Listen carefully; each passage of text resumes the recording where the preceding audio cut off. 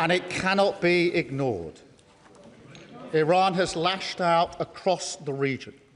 They've launched hundreds of missiles and thousands of drones at countries which did not attack them, including the UAE, Saudi Arabia, Kuwait, Qatar, Iraq, Bahrain and Oman. And overnight, Hezbollah, Iran's proxy in Lebanon, launched attacks on Israel, seeking to escalate the war. Mr. Speaker, there are an estimated 300,000 British citizens in the region, residents, families on holiday, and those in transit. Iran has hit airports and hotels where British citizens are staying. It is deeply concerning for the whole House and the whole country. And, Mr. Speaker, our armed forces are also being put at risk by Iran's actions. On Saturday, Iran hit a military base in Bahrain with missiles and drones. There were 300 British personnel on the base, some within a few hundred yards of the strike. Last night, a drone hit RAF Akrotiri in Cyprus. There were no casualties in this strike. Mr. Speaker, it is important for me to say that our bases in Cyprus are not being used by US bombers. The security of our friends and partners in Cyprus is of critical importance. And, Mr. Speaker, I want to be clear. The strike on RAF Akrotiri in Cyprus was not in response to any decision that we have taken. In our assessment, the drone was launched prior to our announcement. Iran's aggression towards Britain and our interests is long-standing, and that's why we've always ensured that protections for British bases and personnel are at their highest level. Mr. Speaker, it is very clear that the death of the Supreme Leader will not stop Iran from launching these strikes. In fact, their approach is becoming even more reckless and more dangerous to civilians. They are working ruthlessly and deliberately through a plan to strike not only military targets, but also economic targets in the region, with no regard for civilian casualties. That is the situation we face today, and to which we must respond. Mr. Speaker, I've been speaking to our Gulf partners over the weekend.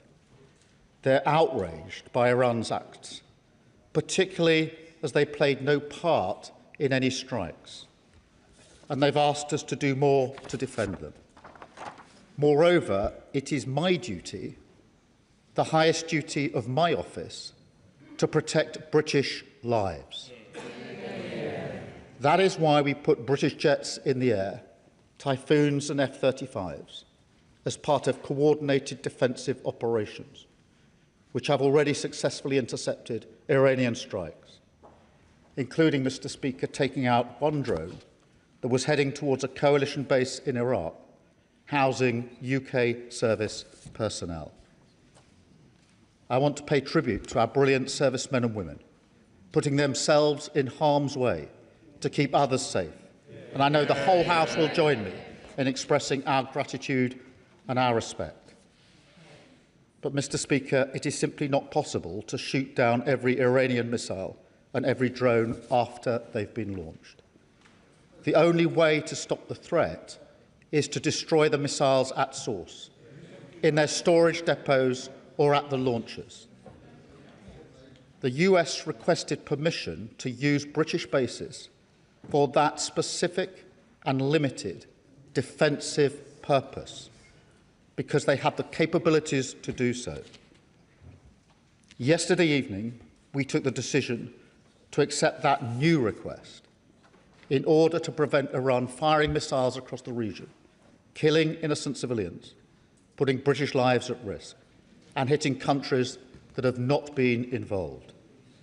To be clear, the use of British bases is limited to the agreed defensive purposes, we are not joining the US and Israeli offensive strikes. The basis for our decision is the collective self-defence of long-standing friends and allies and protecting British lives. It is in accordance with international law, and we've produced a summary of our legal advice, which clearly sets this out. We will keep the decision under review. Mr. Speaker, we are not joining the strikes, but we will continue our defensive actions in the region. France and Germany are also prepared to enable US action to destroy Iran's capability to fire missiles and drones from source. I've been in close contact with President Macron and Chancellor Merz in recent days, as well as President Trump and leaders across the region to that end. Mr. Speaker, be in no doubt, the regime in Iran is utterly abhorrent. In January, they murdered thousands of their own people, the full horror of which is still hidden from the world. For decades, they have sought to destabilise the region and export terror around the world. Their proxies in Yemen have targeted British ships in the Red Sea. They facilitated Russia's attacks in Ukraine. The regime's tentacles have even reached these shores, posing a direct threat to Iranian dissidents and to the Jewish community. Over the last year alone, Iran has backed more than 20 potentially lethal attacks on UK soil, each of which, Mr. Speaker, we have foiled. So it's clear the Iranian regime must never be allowed to get their hands on nuclear weapons. That remains the primary aim of the United Kingdom and our allies, including the US, and ultimately this will have to be achieved at the negotiating table. Mr. Speaker, in this dangerous moment, our first thoughts are with our citizens in the region, friends, family members and constituents. I recognise the deep concern that the situation is causing for those involved and for communities across the country. We're asking all British citizens in the region to register their presence so we can provide the best possible support, and to monitor the Home Office travel advice, which is being regularly updated. Across much of the region, airspace remains closed, and local authorities are advising individuals to shelter in place. The situation on the ground may remain challenging for some time, so we're sending rapid deployment teams to the region to support our British nationals on the ground. And we're in close contact with the travel industry and governments in the region, including with our friends in the UAE, given the concentration of British nationals in that country. And we're looking at all options to support our people. We want to ensure that they can return home as swiftly and safely as possible. The FCDO phone lines are open to provide consular support, and ministers are available to meet MPs to discuss any individual cases. Mr. Speaker, we're also reaching out to communities across the United Kingdom, including Muslim and Jewish community organisations, and we're making sure that sites across the country, including places of worship, have appropriate protective security in place. Mr. Speaker, the situation in the region is developing rapidly, so we will continue to update the House in coming days. Mr. Speaker, I've spoken recently about the toll that global events are taking here at home. They come crashing into our lives with ever greater frequency, hitting our economy, driving up prices on the supermarket shelves or at the pump, dividing communities, bringing anxiety and fear. That's why how we operate on the world stage matters so much. Mr. Speaker, we all remember the mistakes of Iraq, and we have learned those lessons. Any UK actions must always have a lawful basis and a viable, thought-through plan. I say again, we were not involved in the initial strikes on Iran, and we will not join offensive action now. But in the face of Iran's barrage of missiles and drones, we will protect our people in the region and support the collective self-defence of our allies, because that is our duty to the British people. It is the best way to eliminate the urgent threat, to prevent the situation spiralling further, and support a return to diplomacy. It is the best way to protect British interests and British lives. That is what this government is doing, and I commend this statement to the House. Leader of the Opposition, Kemi Bednall. Thank you, Mr. Speaker. And can I thank the Prime Minister for advance sight of his statement and for the security briefing I received earlier. This is a defining moment for the people of Iran, the wider Middle East and the world order. I know that hundreds of thousands of British people still in the region, many sheltering from drone attacks, are fearful about making it home. I agree with the Prime Minister that everyone in the region should follow FCDO advice and register their presence with the British Embassy. Can the Prime Minister confirm whether he is making contingency plans for a potential evacuation of UK citizens and what stage the operational planning is at? Let me also, Mr. Speaker, pay tribute to our brave service personnel stationed in British bases in the region. I know that this will be an anxious time for them and their families. They all have our support. Mr. Speaker, we stand in solidarity with our allies, including Bahrain, the UAE, Saudi Arabia, Kuwait, who, along with others, have been on the receiving end of unprovoked aggression. On Saturday, our allies, the United States and Israel, took targeted action against the Iranian regime, a regime which for decades has been brutally repressing its own citizens, whose leader had the blood of hundreds of thousands of Iranians on his hands and of countless others around the world killed by Iranian proxies. This regime is the world's foremost sponsor of international terrorism. It seeks to annihilate the world's only Jewish state. It has said so repeatedly, and we should take despots at their word. It is a regime whose apparatchiks chant death to Britain. It has attacked British nationals and conducted multiple plots on British soil, as the head of MI5 has warned. It is manufacturing drones en masse for Russia, drones which are raining down on innocent Ukrainians, and it continues to try to develop nuclear weapons in flagrant violation of international agreement, nuclear weapons which, if obtained, would be an existential threat for this country. The outcome of Ayatollah Khamenei's death will, we hope, be a safer Middle East and a safer world, with the future of Iran back in the hands of the Iranian people.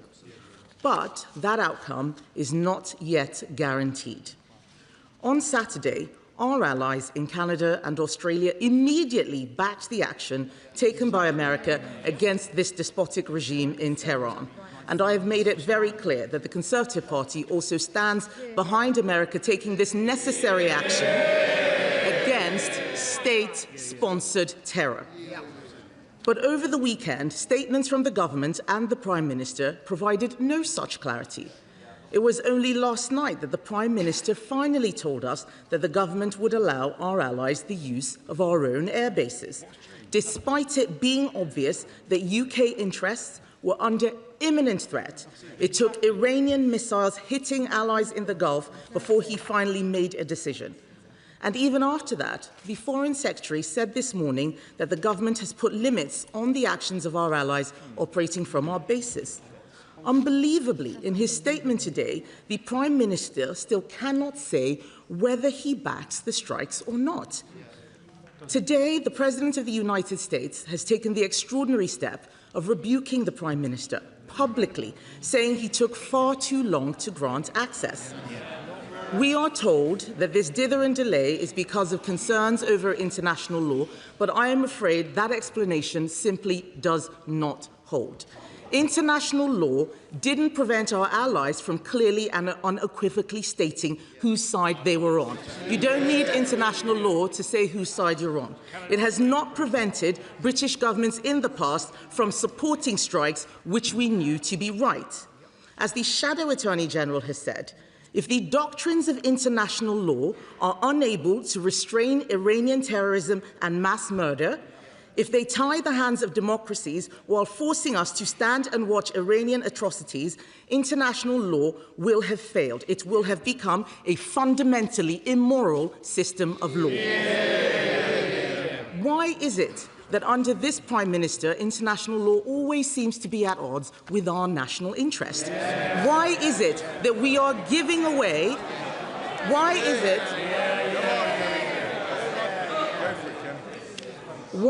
it that we are giving away the Chagos Islands and paying £35 billion for the privilege rather than standing up for our national interest and protecting the crucial military base which even now our allies are using?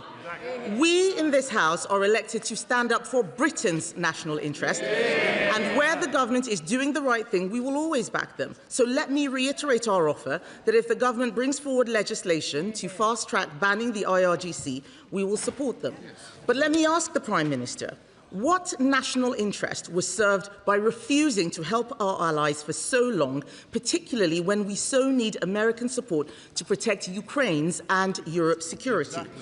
Are we going to see new UK military capabilities deployed to protect our security partners, our bases, including in Cyprus, and British nationals in the region? And will the Prime Minister ensure the Chancellor uses the Spring Statement tomorrow to set Britain on a clear path to 3% of GDP on defence spending? There is no point wanting action to make the world a safer place, but being too scared to do anything except stand by and watch others.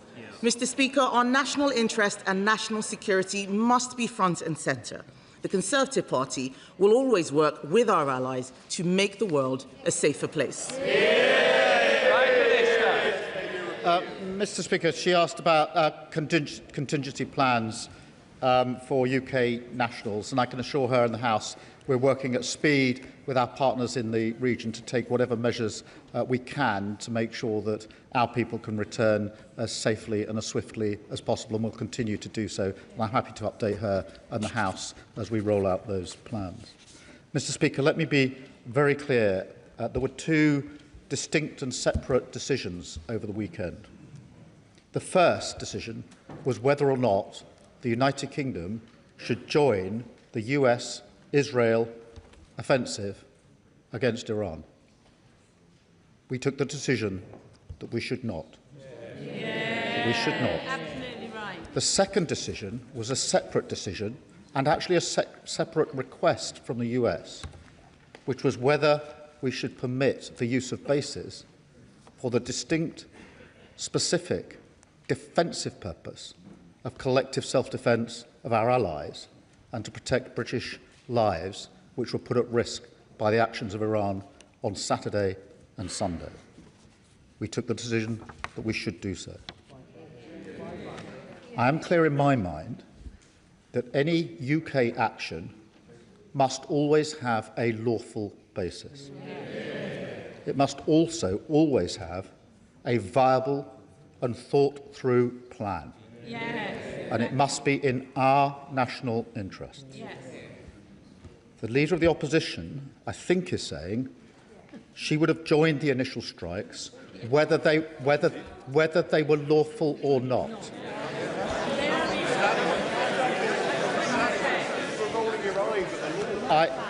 I noticed she didn't say the Shadow Attorney General said they would have been lawful, just that the law should be changed. Yes.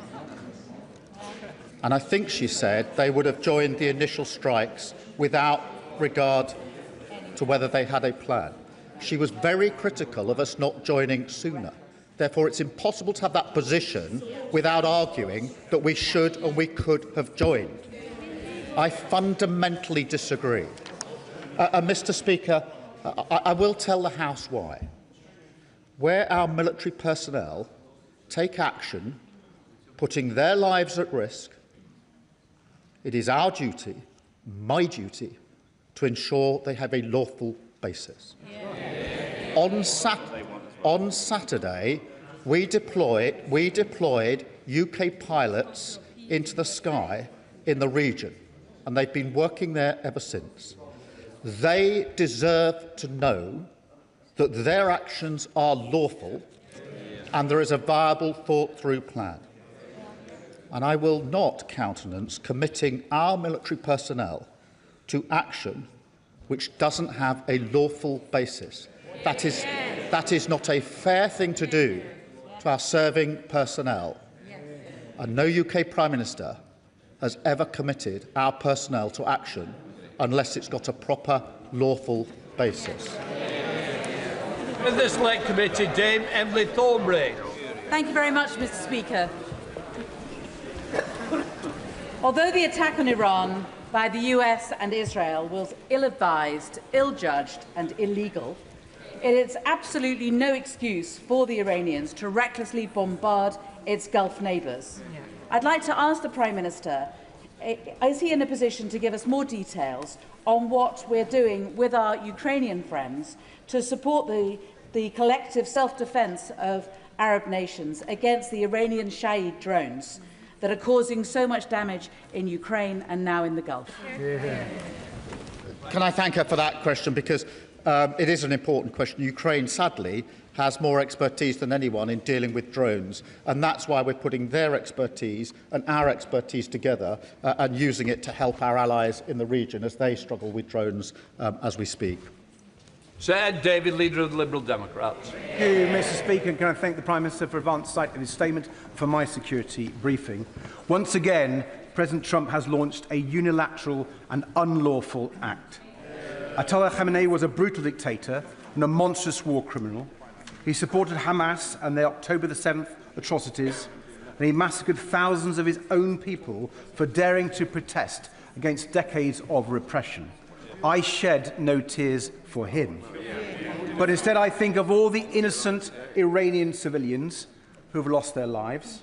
I think of the US service personnel killed in action, our allies and partners in the region who are being outrageously targeted by Iran, and our British bases which have already faced attack. They did not choose this war.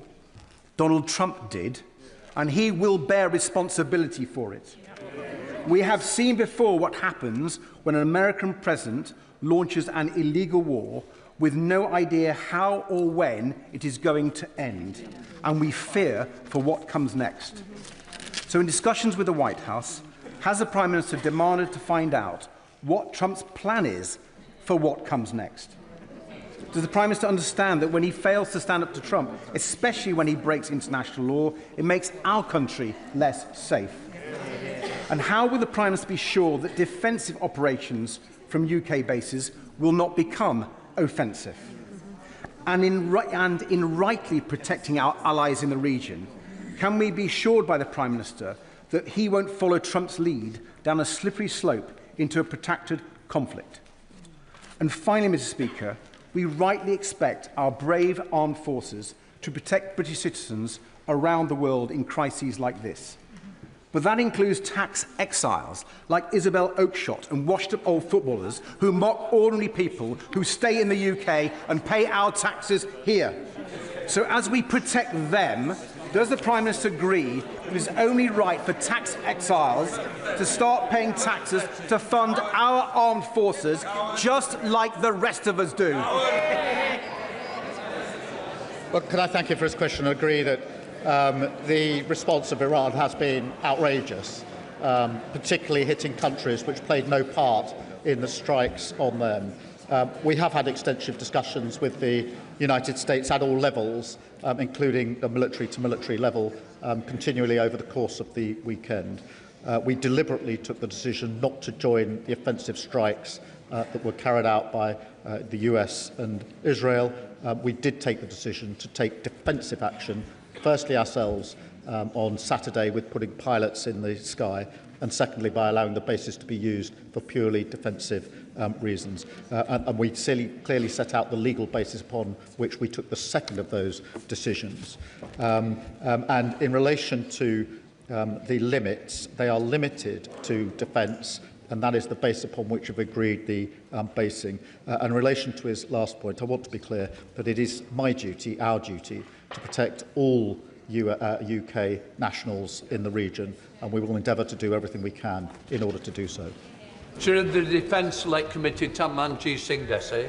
Thank you very much, Mr. Speaker. The Iranian regime, including its late leader Ayatollah Ali Khamenei, are of course no friends of our country, but I thank the Prime Minister for clarifying that the UK had no involvement in the Israeli and US strikes on Iran. And indeed, my heartfelt condolences to all those who have sadly lost loved ones in the region thus far. And I'm extremely concerned about the safety of the millions of people in the region, including the thousands of Brits who are living there and currently stranded there. So can the Prime Minister please confirm what steps are being taken to ensure their safety, especially from the one-way attack drones? What steps are being taken to help evacuate those Brits who are stranded and want to come back to the UK? And what steps are being taken with our allies to help de-escalate the situation?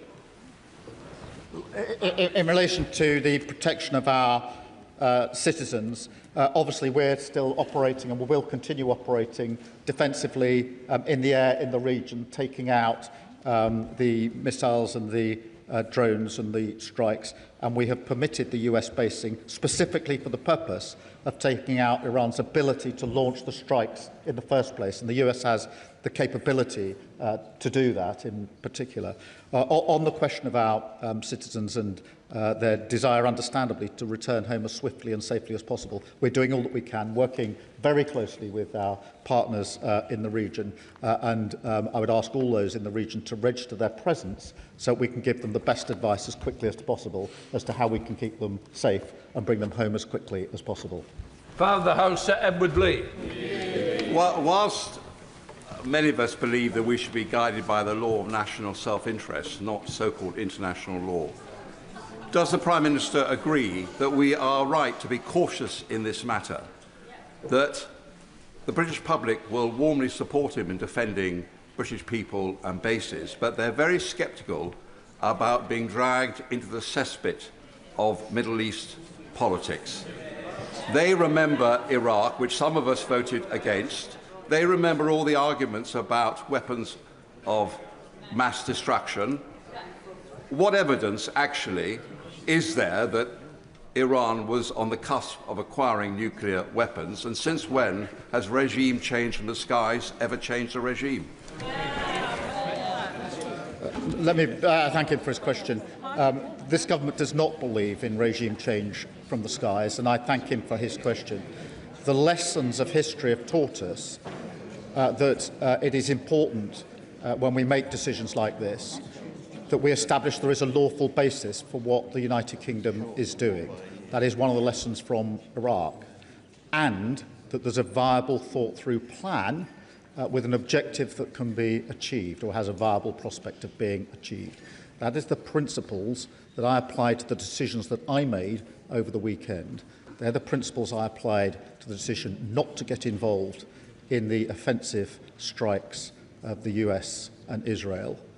They're also the principles I applied separately to the separate decision and a separate request from the US to be able to take defensive action in order to hit the launchers for the missiles that are currently going into allies, countries in the region, and currently threatening our citizens and our service personnel. And I stand by both of those decisions. I repeat, I am not prepared to commit our military service people to action unless I am sure that what they're doing is lawful and has a viable basis. We can discuss what the law is on another occasion, but the law is what it is, and they deserve to know that their Prime Minister cares and pays attention to whether what I'm asking them to do is lawful, and I will always do that.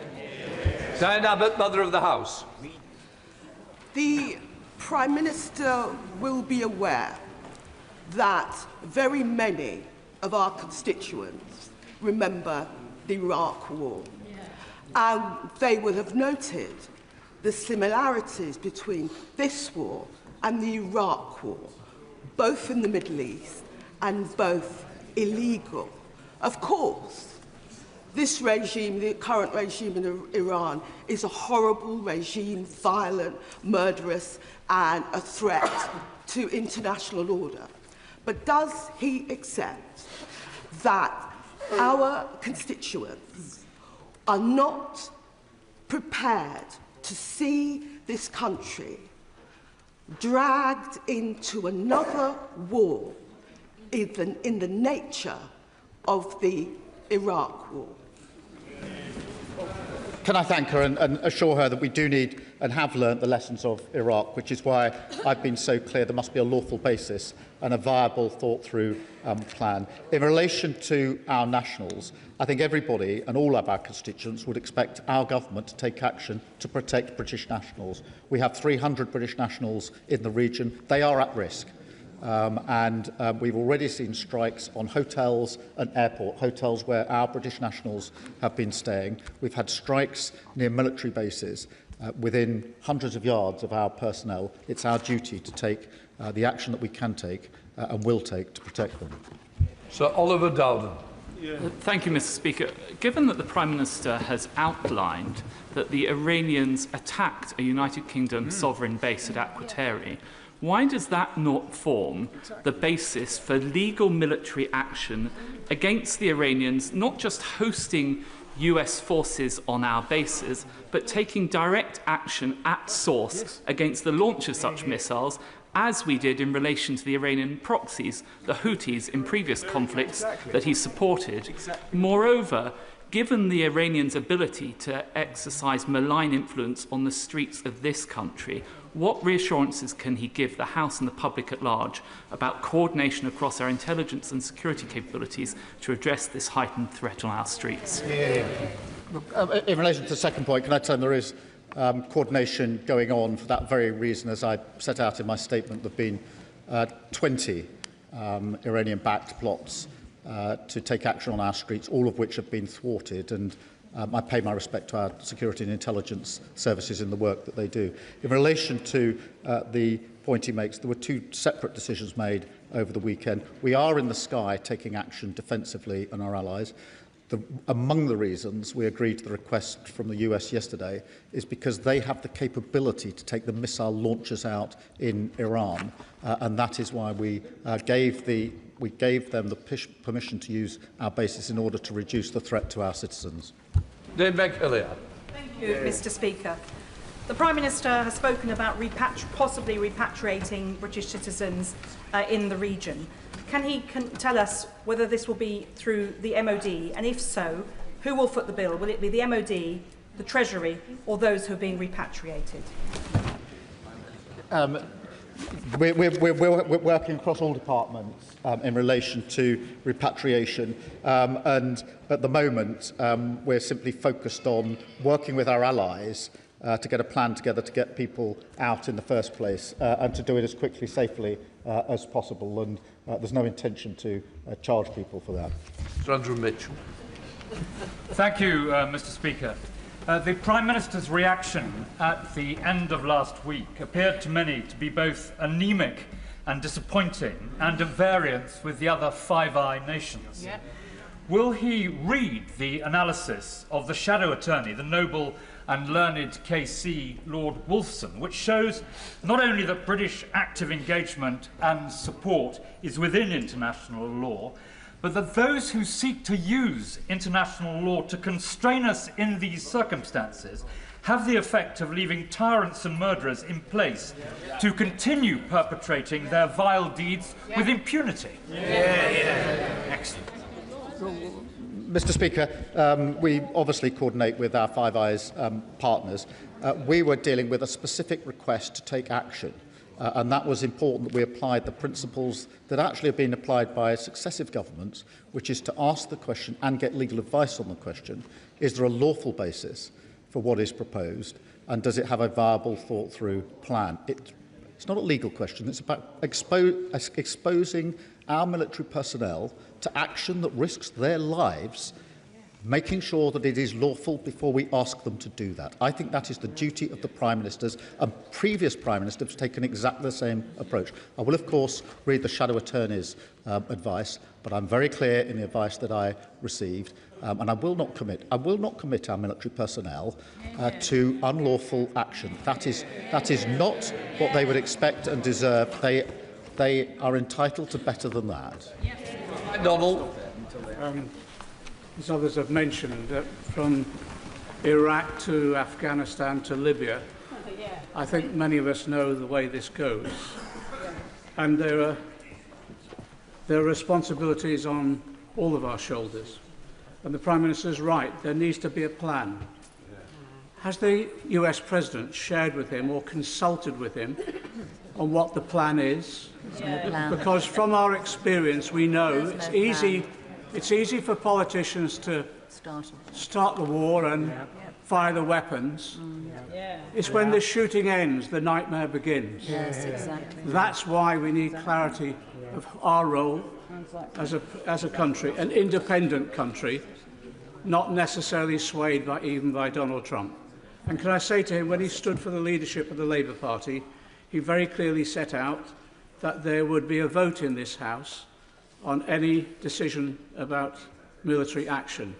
Can I ask him to assure us, so that we don't drift into this war as we have in the past, that there will be a vote in this House? Well, can I thank him? And he's right to urge caution. History teaches us that, and that is why it's important not only that there's a lawful basis, but there is a plan that is viable and thought through. And obviously, we've had discussions at all levels with the US in relation to that. In relation to the decision I took yesterday, I'm very clear what the lawful basis is and what the plan in relation to the protection of our nationals is. On the question he raises about a vote, that is, of course, a vote on offensive action deploying our troops or military, and that is not this situation. Carmichael. You will recall that in 2003, this House voted to support George Bush's war in Iraq, and that 10 years later then we voted against supporting Barack Obama's intervention in Syria. I believed and still believe that on both occasions we made the wrong decision, but it was of critical importance for the political and even the social cohesion of this country that these should be decisions made in this chamber. Mr. Speaker, the people of the United Kingdom will not support an intervention that does not have a clear objective and a clear plan for post-conflict period. Will the Prime Minister be guided by these principles, and will he ensure that this House is given its place in whatever is handed to us in the weeks and months to come? Well, of course, this House must hold accountability and debate on this issue. But just in relation to the vote, there is no convention for a vote in relation to defensive action, only offensive action. And nor could there be, realistically. Defensive action has to be taken at very swift notice. On Saturday morning, I had to take the decision to deploy our pilots to the sky in order to defend our UK nationals. There is no way we could have waited for a debate or vote in the House. Equally, last night I had to take a decision about the deployment and use of bases, and to do that when it was important to do it as a matter of some urgency. But I agree with him, there must be a full debate in the House, but actually the vote in the House is in relation to deployment of military personnel for offensive action, and that is something I have advocated. Abtisam Mohammed. Mr. Speaker, I have constituents and family in the region, all terrified about what may come next. The world is infinitely a more dangerous place today than it was last week. Trump and Netanyahu chose to throw away diplomacy and launch a direct attack on Iran, an attack which, as the Prime Minister has said, can never be justified under international law. Equally, Iran's indiscriminate attacks on airports and hotels across the Gulf are also flagrant violations of sovereignty and clear breaches of international law. Does the Prime Minister recognise that this regime change attempt, like so many others before it, will only result in years of instability and conflict in the region, And what assurances can the Prime Minister give that the UK's involvement will remain in defence and will not turn into full-scale military involvement as we saw in Iraq and Afghanistan and Libya? Can I thank her for her question and be absolutely clear about the basis upon which the request was acceded to yesterday? It was the collective self-defence of our allies and the protection of British nationals. That remains the case. If it changes, I'll of course make a different decision and inform the House, and therefore she can rest assured that that's the basis of the action that we've taken and will remain the basis of the action we've taken. Sir Jeremy Hunt. Thank you, Mr. Speaker. British influence in the Middle East is directly linked to the strength of our military and our willingness to use it. When he took office, the Prime Minister rightly increased defence spending, but that sum is now widely thought to be too little and taking too long. So will he unlock the argument between the Treasury and the Ministry of Defence so that this House can always have confidence that we will maintain a military formidable enough to defend our borders, our interests and our values? Yes, we're working at speed on that, and it's an important point, and it's important that we do so. I would remind the party opposite that they hollowed out our armed forces. It was this government that increased defence spending in the course of this Parliament. Rogan. Thank you, Mr. Speaker. Over the weekend, I passed through Dubai Airport, and along with thousands of other people and many of my own constituents, as it turns out, boarded a flight home. Shortly after leaving, we heard the news that this attack had happened. And my immediate thoughts went to the people that were still in the airport, that were then grounded and stuck there, not knowing where to turn or what was going to happen. Now, rather than the blatant aggression and angry sneers that we're seeing from some of the opposition, would the Prime Minister agree that what we need in this situation is calmness and a clear and strategic plan? That is what our constituents want. Can I thank, and I'm sure that's what our constituents do want. Can I also say how concerned I think we all are across the House at the attacks on hotels and airports in particular. These are hotels that British nationals and others are using, and airports, of course, that civilians are using. This is the extent of the strikes by Iran and the reckless disregard for civilian life that comes with the targets they're working through. Sir Olney. The people of Iran have suffered decades of atrocities under the rule of an oppressive regime. However, as we've seen from Iraq and from Libya, the removal of an evil head of state without a future plan for governance can lead to countries becoming failed states. So while I welcome the Prime Minister's reluctance to involve the UK in another protracted war in the Middle East, I remain unclear on the government's vision for the region.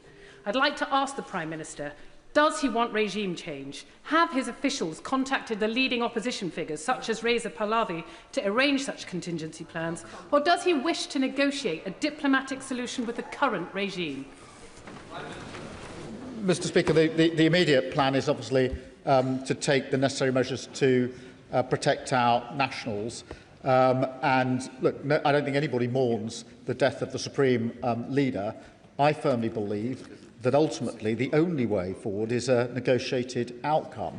Whatever the conflict going on, in the end it will have to end in a negotiated outcome. And that has been the consistent position of both parties for a considerable period of time. Polly Billington. We have rightly been focused on defending and protecting British citizens in the region. Can the Prime Minister confirm, though, that he believes that the future of the Iranian government is a matter for the Iranian people and no one else? And can we, as soon as possible, focus our diplomatic efforts on de-escalation and peace, including identifying allies in a coalition of the willing to bring this to an end?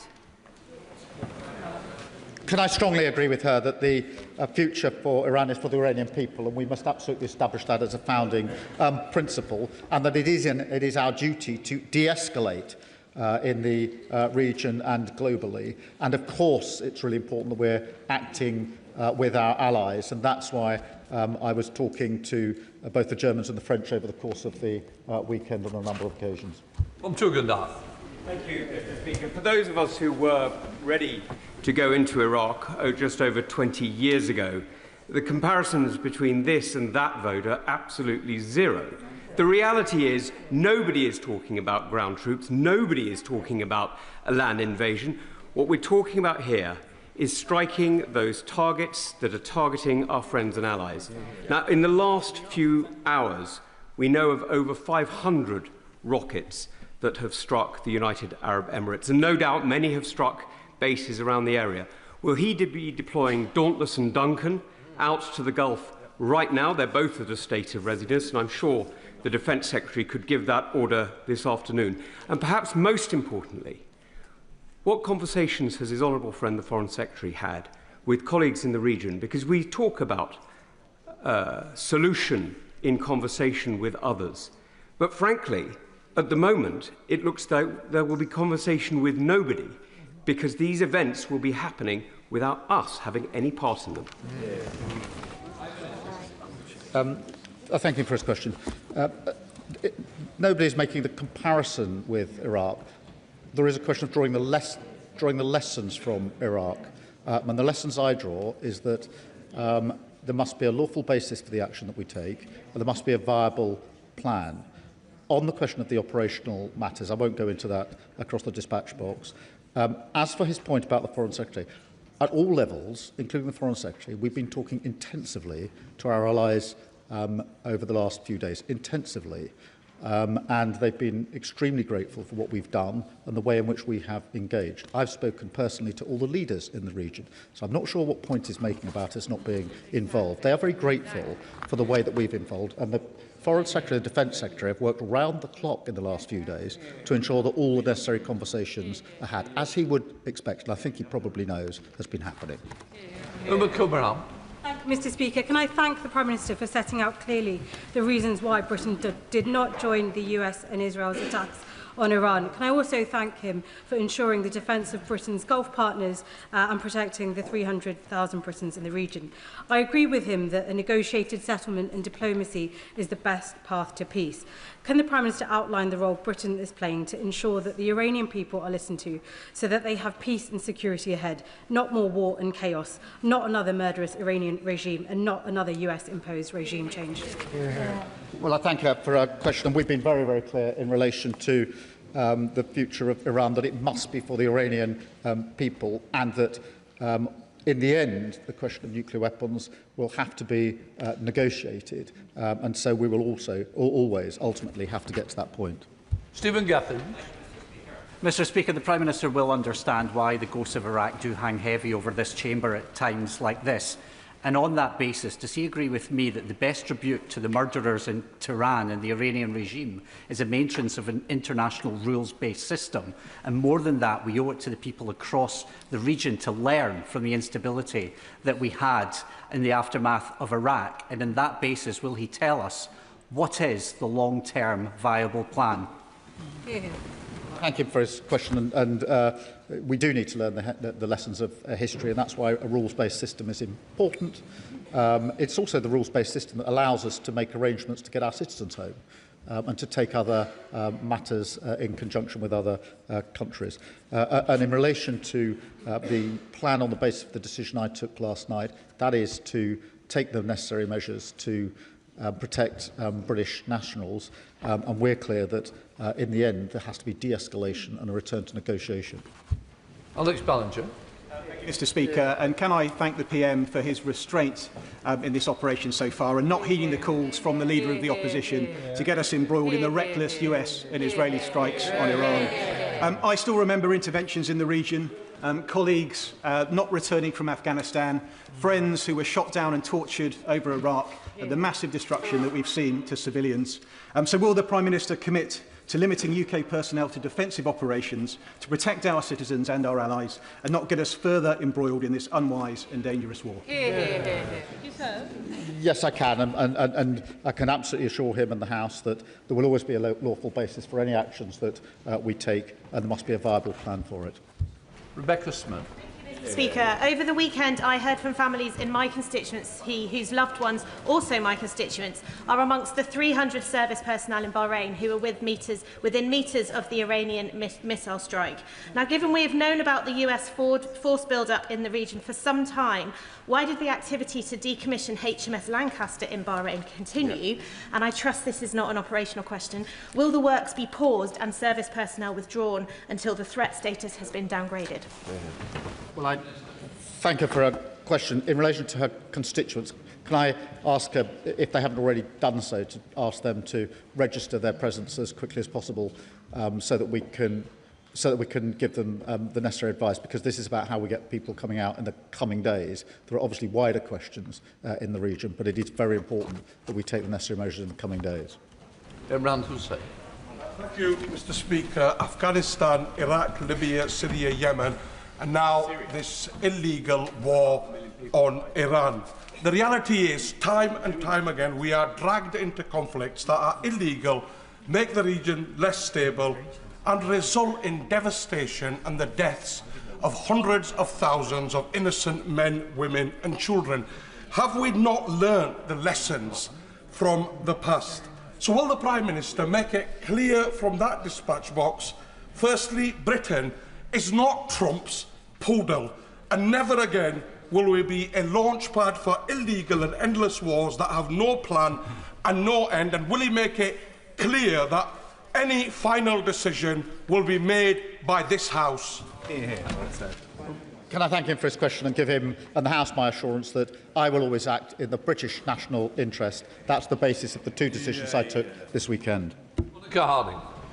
Mr. Speaker, will the Prime Minister confirm the exact limits of defensive operations and guarantee that these limits won't change? And will the UK withdraw consent to use our base if there are proof that they are being used to carry out offensive missions by the US? The basis is collective lawful defence in relation to our allies. The purpose is to take out the ability of Iran to carry out the strikes that are currently being carried out across the region and threatening British nationals, and the actions from our bases will of course be monitored, as she would expect. Thank you, Mr. Speaker. Firstly, can I associate myself with the comments of the Prime Minister in giving thanks to our brave armed forces who are serving right now. I have constituents in South Derbyshire, and I'm sure we all do across the country, who look at their TV screens and at their social media and see some world leaders who appear reckless, both internationally and domestically, overseeing what looks like state-sponsored murder of people in their own country. So can I thank him for his cool head in this engagement, and can I please implore him to continue exactly as he is, taking all the evidence into account and making decisions that are within the law and putting the interests of our British citizens, both in the countries that are under attack and in the region and at home, at first and foremost. Can I thank her for her question? I've set out the principles on which I've taken the decisions that I've taken this weekend. We keep uppermost in our mind the protection of our citizens and nationals who are in the region. There's 300,000 of them. They are at risk, and it's very important that we do everything we can to keep them safe and secure. Richard Tice.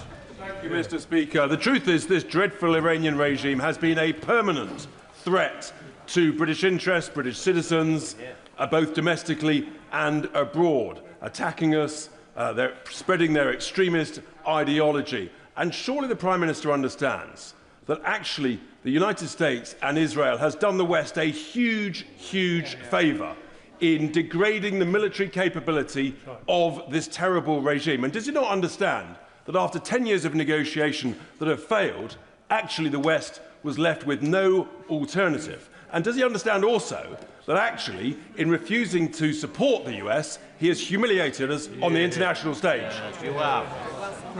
Can I agree with him that the regime is abhorrent for all the reasons that I've already set out? But I think he's saying that because of that, it is perfectly right for a British Prime Minister to deploy and take action which would not be lawful. I simply and fundamentally disagree. I think it's a very important principle when we're talking about our personnel that we ensure that what we're asking them to do, and they're being asked to put their lives at risk, that we ensure that it is lawful. I believe in that fundamentally. I'm surprised if he doesn't. Member Chorlong. In his statement, the Prime Minister mentioned the drone attack on RAF Akrotiri and the UK's support for the security of friends and partners in Cyprus. Can he tell us how the UK is coordinating efforts with the Cyprus government to ensure the safety of the whole island, including the bases? Can I assure him I spoke to the President of Cyprus yesterday, and I'm hoping to speak to him again later today. Can I repeat what I said earlier, because it's important for reasons that he and the House will understand? The bases in Cyprus are not being used and not going to be used by the US. And it's very important. Why not? Because they're not suitable. But it's very important that that is made clear, because the President and I have been discussing that, as he will understand. John Whittingdale. Thank you, Mr. Speaker. On Saturday, Prime Minister Carney said, "Canada supports the United States acting to prevent Iran from obtaining a nuclear weapon and to prevent its regime from threatening international peace and security." Why was our Prime Minister not able to make the same statement? Was Prime Minister Carney wrong? Look, I'm not trying to pick divisions between our allies on this. I was presented with a different scenario, which is whether we should accede to two requests in relation to action to be taken. That is different, and that requires careful consideration of both the lawful basis and the viable plan. That is the basis on which I took the two decisions that fell to me. Different decisions fall to other Prime Ministers.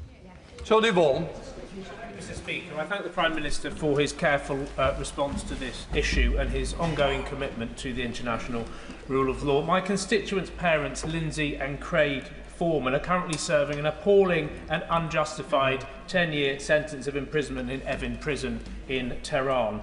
Other governments have given detailed instructions to their nationals as to what to do if Evin's prison gates were to open and order breaks down. So first of all, will the Prime Minister confirm that a plan covering that situation will be communicated to them to ensure their safety? And secondly, has the government impressed upon the US and Israel the importance of not targeting Evin prison as Israel did last year, given that the lives of 2 British citizens are at stake?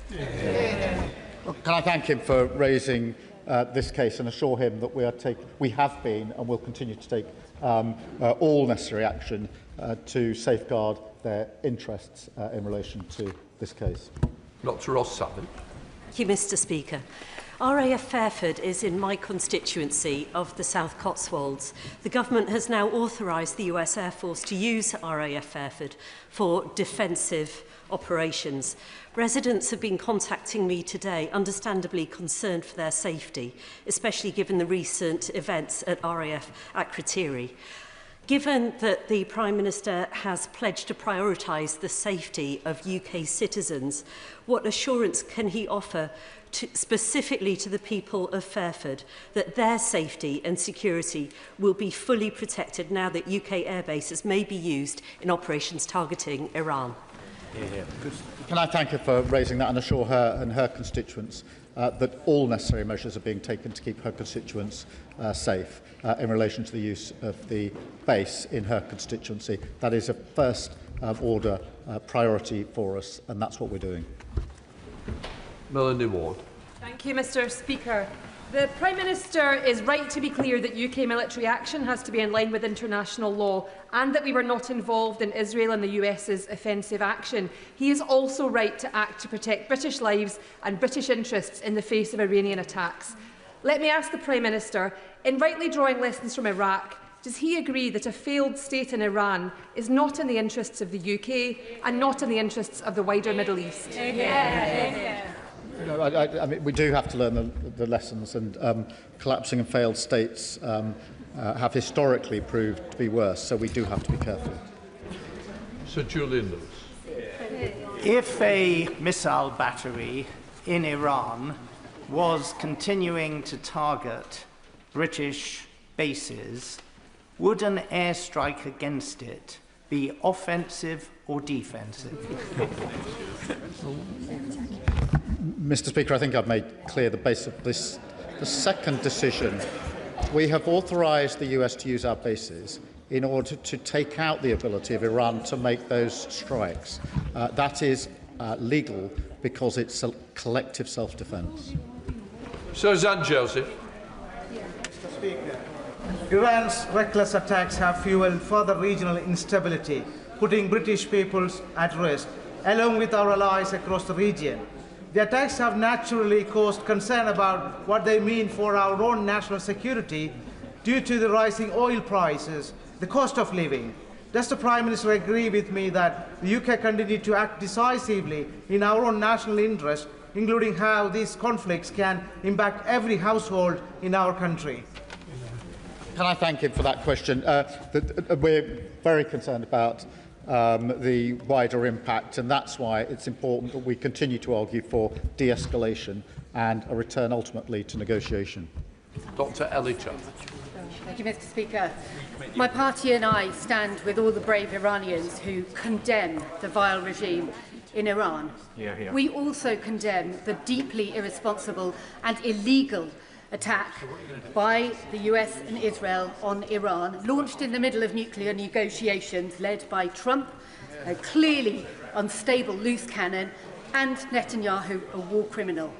The UK must stand unequivocally against this reckless action.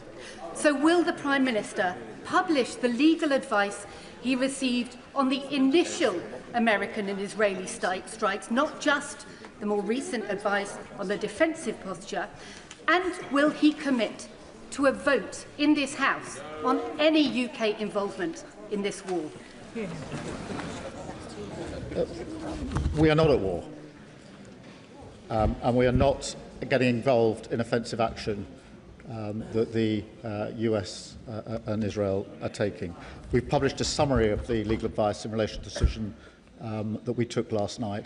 That is in accordance with practice. It is not practice to publish legal advice or summaries in relation to defensive action.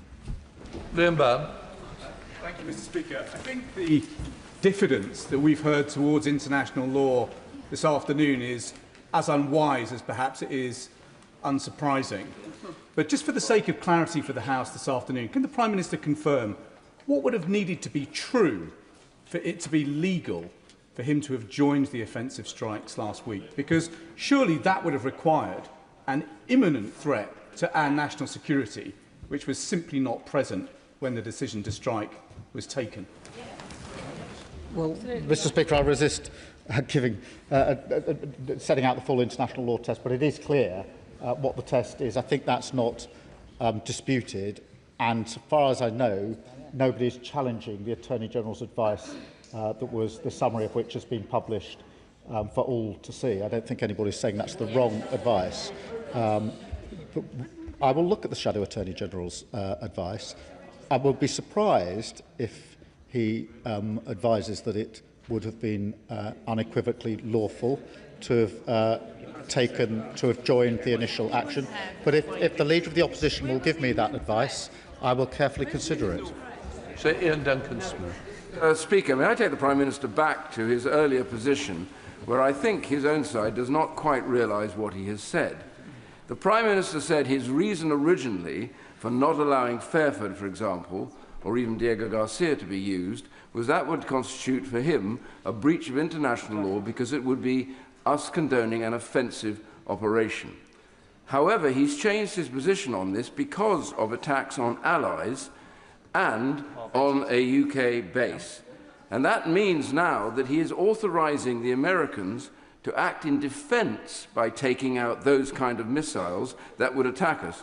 Surely that now means that the UK armed forces, in this case the Royal Air Force, could now be used by the government in no breach of international law in a defensive action to take out those missiles as well.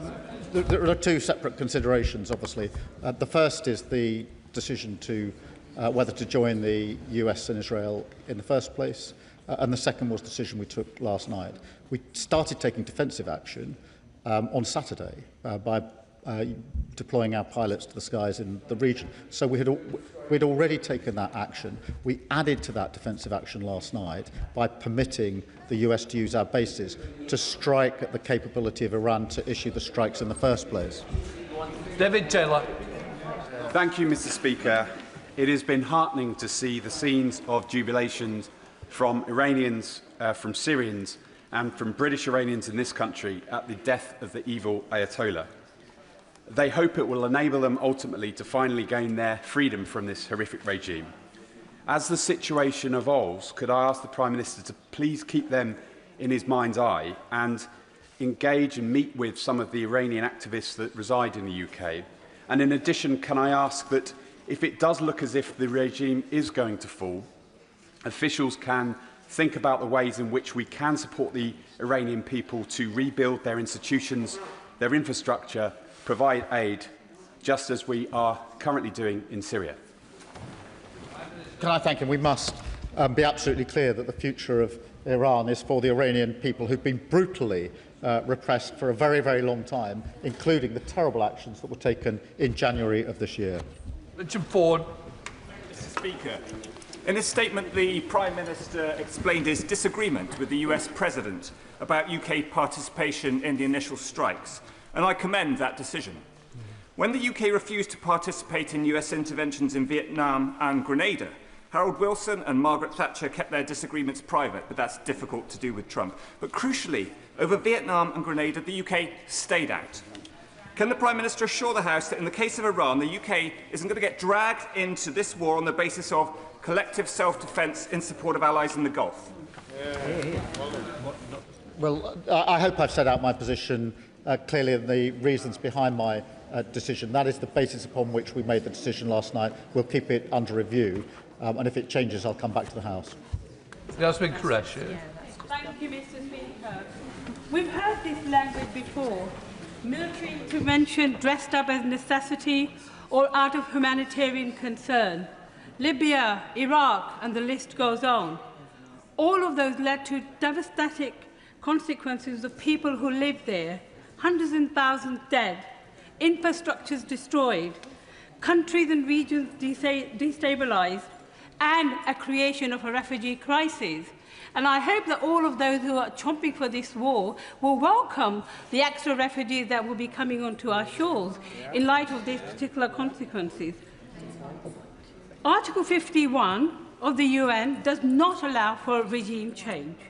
And I'm so grateful for our Prime Minister for not going and joining in this illegal war by US and Israel.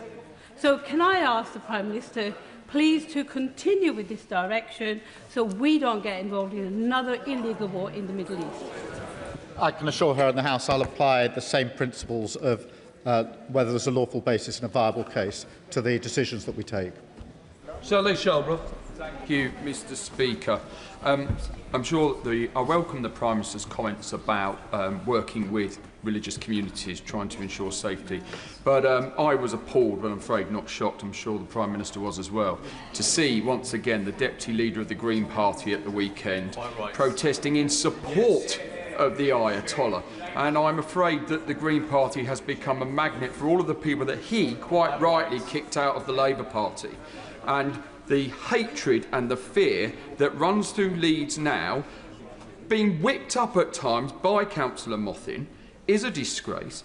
And West Yorkshire Police have begged Leeds City Council at times to have a named person to hire spaces which Leeds City Council run. And they wouldn't do that. And the reason the police wanted that because they can hold somebody responsibly. My Jewish community, Prime Minister, are terrified at going into Leeds at the weekend. So may I ask the Prime Minister, will he ensure that he works closely with all policing authorities to ensure that my Jewish community and other communities can be safe? Well, can I thank him for his question? And I think we're all shocked by the actions of the Deputy Leader of the Green Party, perhaps not surprised given their recent turn of direction. And it is important that all of us set our face against anti-Semitism. And I have to say the argument that the Green Party makes that now is the time to get out of NATO and negotiate with Putin over our nuclear weapons is contrary to the British national interest. Chian Mora. Thank you, Madam Deputy Speaker. There are direct flights from Newcastle to Dubai and many Geordies in the region, including in the armed forces. So I want to thank the Prime Minister for the steps he is taking to support and protect them, and particularly to acting within international law. Iran is a murderous, despotic state which has frequently threatened and does threaten UK security. But the sight of bombs raining down across the Gulf will not make my constituents feel more secure, especially when the impact on democracy and human rights in the region, and indeed the Iranian regime itself, is, to put it mildly, unclear. So what steps is the Prime Minister taking to bring this conflict, to help bring this conflict to an end and restore some semblance of security in the region? Can I thank you for raising the concerns of her constituents, and I do understand just how worried they will be, as will all of our constituents who are in the area. That is why it's important that we take measures in the region, as we are doing, to try and take the missiles out of the air, and that is the reason we've given permission to the US to use the basis for the limited and specific purposes that I've set out. Jeremy Corbyn. Thank you, Madam Deputy Speaker. Last Friday, the talks in Geneva were apparently making good progress, and there was hope there was going to be some kind of agreement between the United States and Iran. 12 hours later, President Trump ordered attacks on Iran, the first victims of which were a group of school children attending school in the morning. They in no way can be held responsible for anything in Iran, human rights abuses or anything else. In his statement, it's unclear to me under what circumstances US forces will be allowed to use RAF bases. Can they use bases in this country to attack Iran? Can they use RAF Akrotiri for that? And are we, this country, sharing information with the US to further their war aims against Iran? Or could we not instead adopt a stance of trying to bring about an immediate ceasefire in order to prevent further dreadful loss of life across every country in the whole region, and the danger of this escalating into a semi-global conflict? The uses of the basis for collective self-defence of our allies and to protect British nationals, something I'm sure he would agree with, and specifically to take out the ability of Iran to launch the strikes that are currently going into allied countries and putting our nationals at risk. Can I be clear that we are not using Cypress for this purpose? Alex Baker. Thank you, Madam Speaker. I thank the Prime Minister for his statement and for his leadership. My thoughts are with serving personnel in the region, and also can I mention our armed forces families in Cyprus, some of whom are my constituents. Clear communications from the Ministry of Defence will be crucial in reassuring these families feeling worried and uncertain at this time. In light of the growing threat, can I ask the Prime Minister about the UK's commitment under NATO Article 3 to be prepared? Does he agree with me that we need a total government approach to preparedness, with every minister in every government department clear on their role in meeting our obligations to ensure the UK can face the pressures of this increasingly unstable world?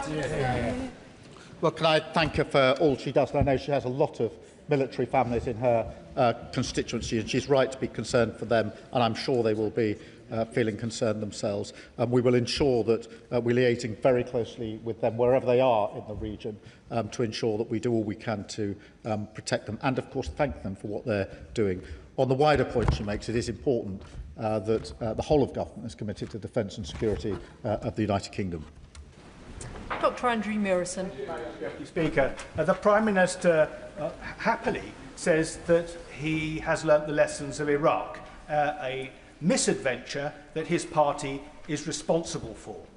Would he agree with me that the lesson of Iraq is you do not use lethal force unless there's good evidence that you should do so, and in particular that there is a threat to the interests of this country, which there was not?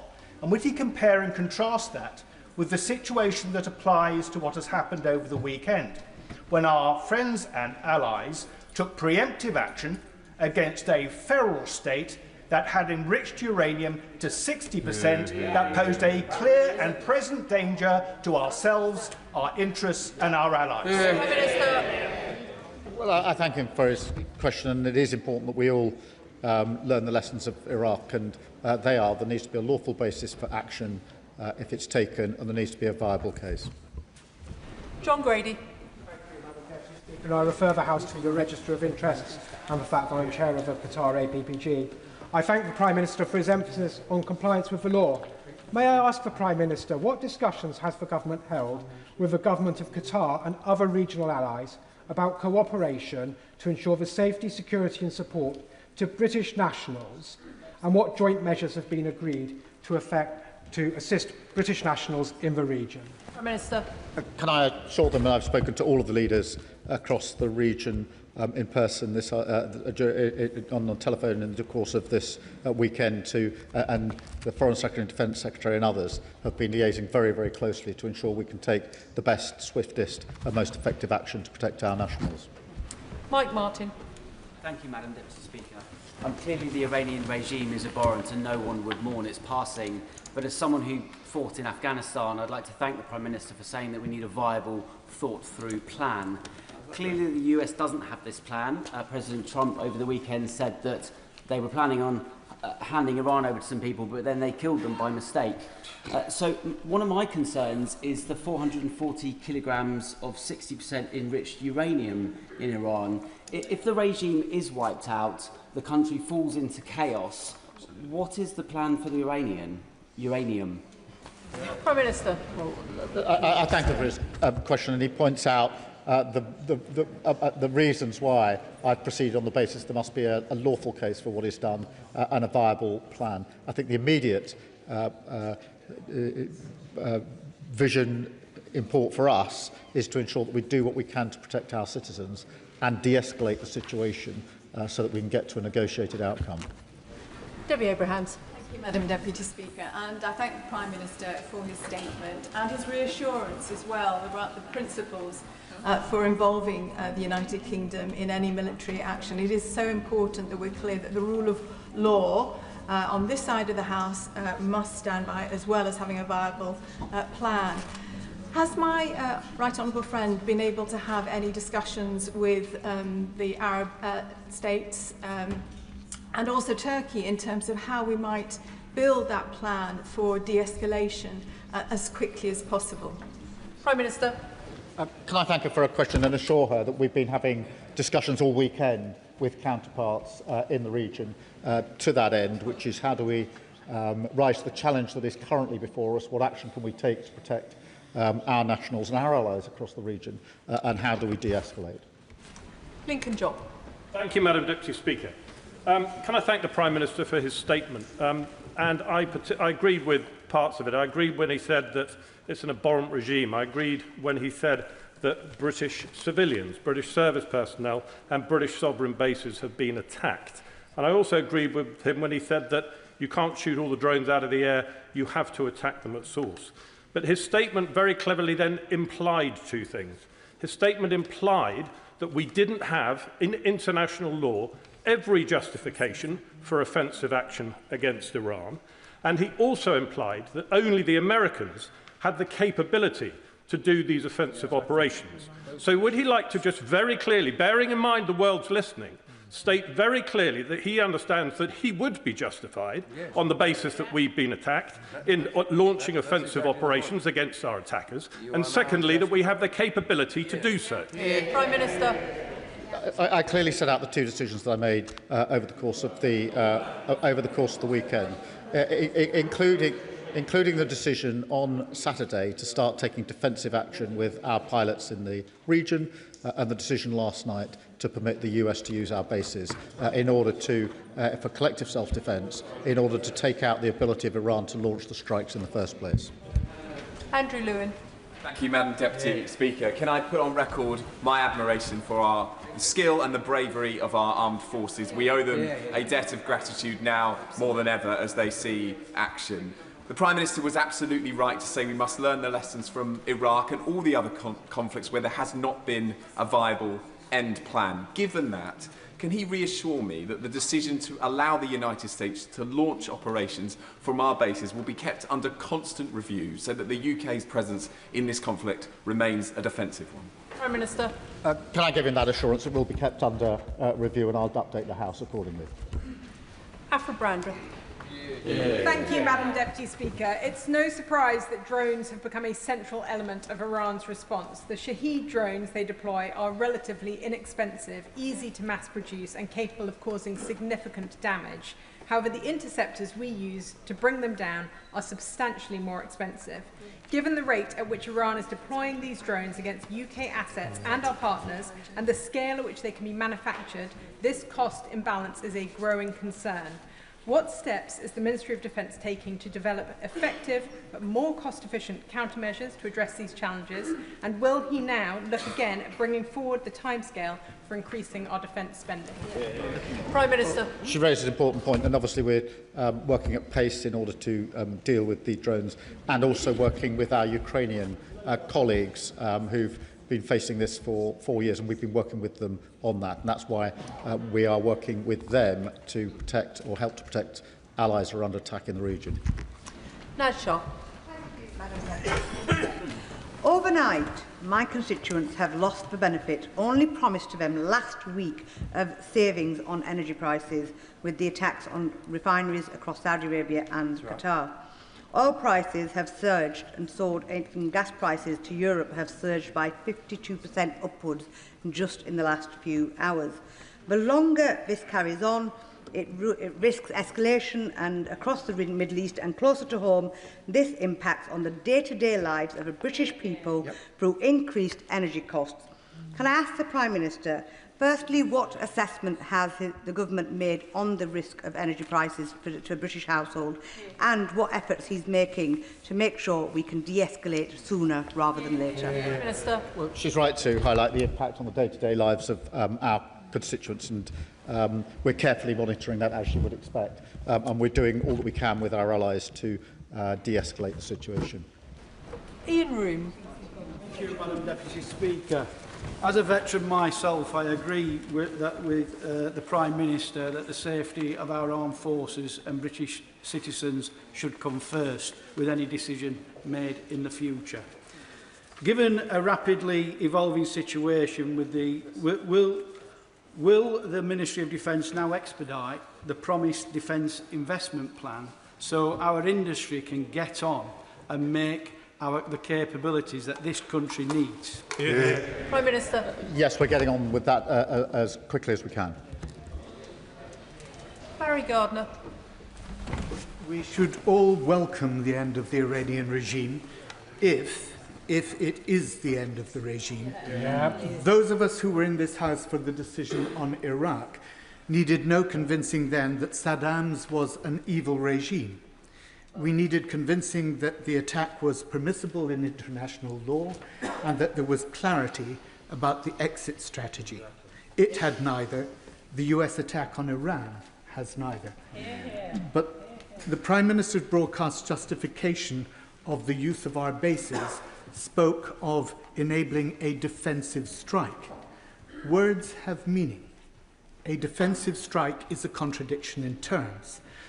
The usual phrase is a preemptive strike, and in any language, a preemptive strike is an attack.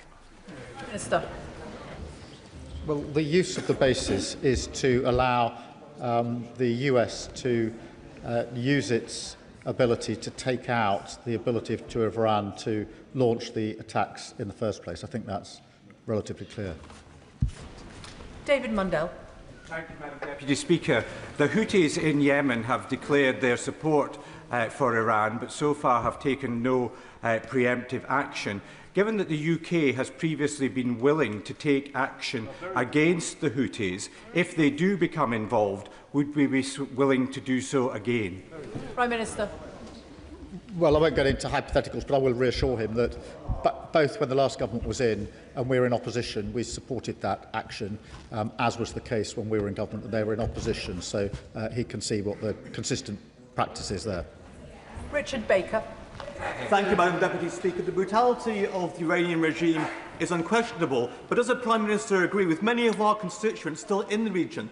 Many people will be deeply concerned at the indication from the United States today that it will increase its airstrikes on Iran. Can he assure us he will redouble his efforts to take forward the strategy he has rightly set out today of de-escalation, an action which is in accordance with international law? Prime Minister.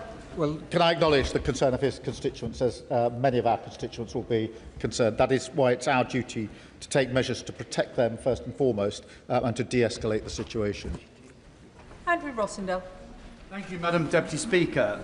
The Prime Minister, I hope, agrees that current events show how vital military infrastructure is in the Middle Eastern region of the world. Yet, at the very moment when Diego Garcia is relied upon as a critical asset, the Prime Minister proposes to transfer sovereignty to Mauritius and lease the airbase back for our use. So, does he not realise what a catastrophic policy this is? And will he abandon this misguided plan and ensure that those islands remain under British sovereignty? Prime Minister. The deal secures the islands so that they can be used for the important purposes that they are used for. It's vital that we got the deal, otherwise we'd not be able to carry out the operations in the same way. Krishnara Ali. Thank you, Madam Deputy Speaker. This conflict has already cost lives, with civilians caught in the crossfire and hundreds of thousands of UK nationals stranded in the region. If it continues for the weeks ahead, it is only going to make it more difficult to evacuate our nationals. It will cause a humanitarian catastrophe and damage to the world economy. Can the Prime Minister say more about what he will do in the coming days to work with our EU allies and allies in the Middle East to try and bring an end to this conflict and return to diplomatic negotiations to secure peace and security and the protection of civilian lives? Prime Minister.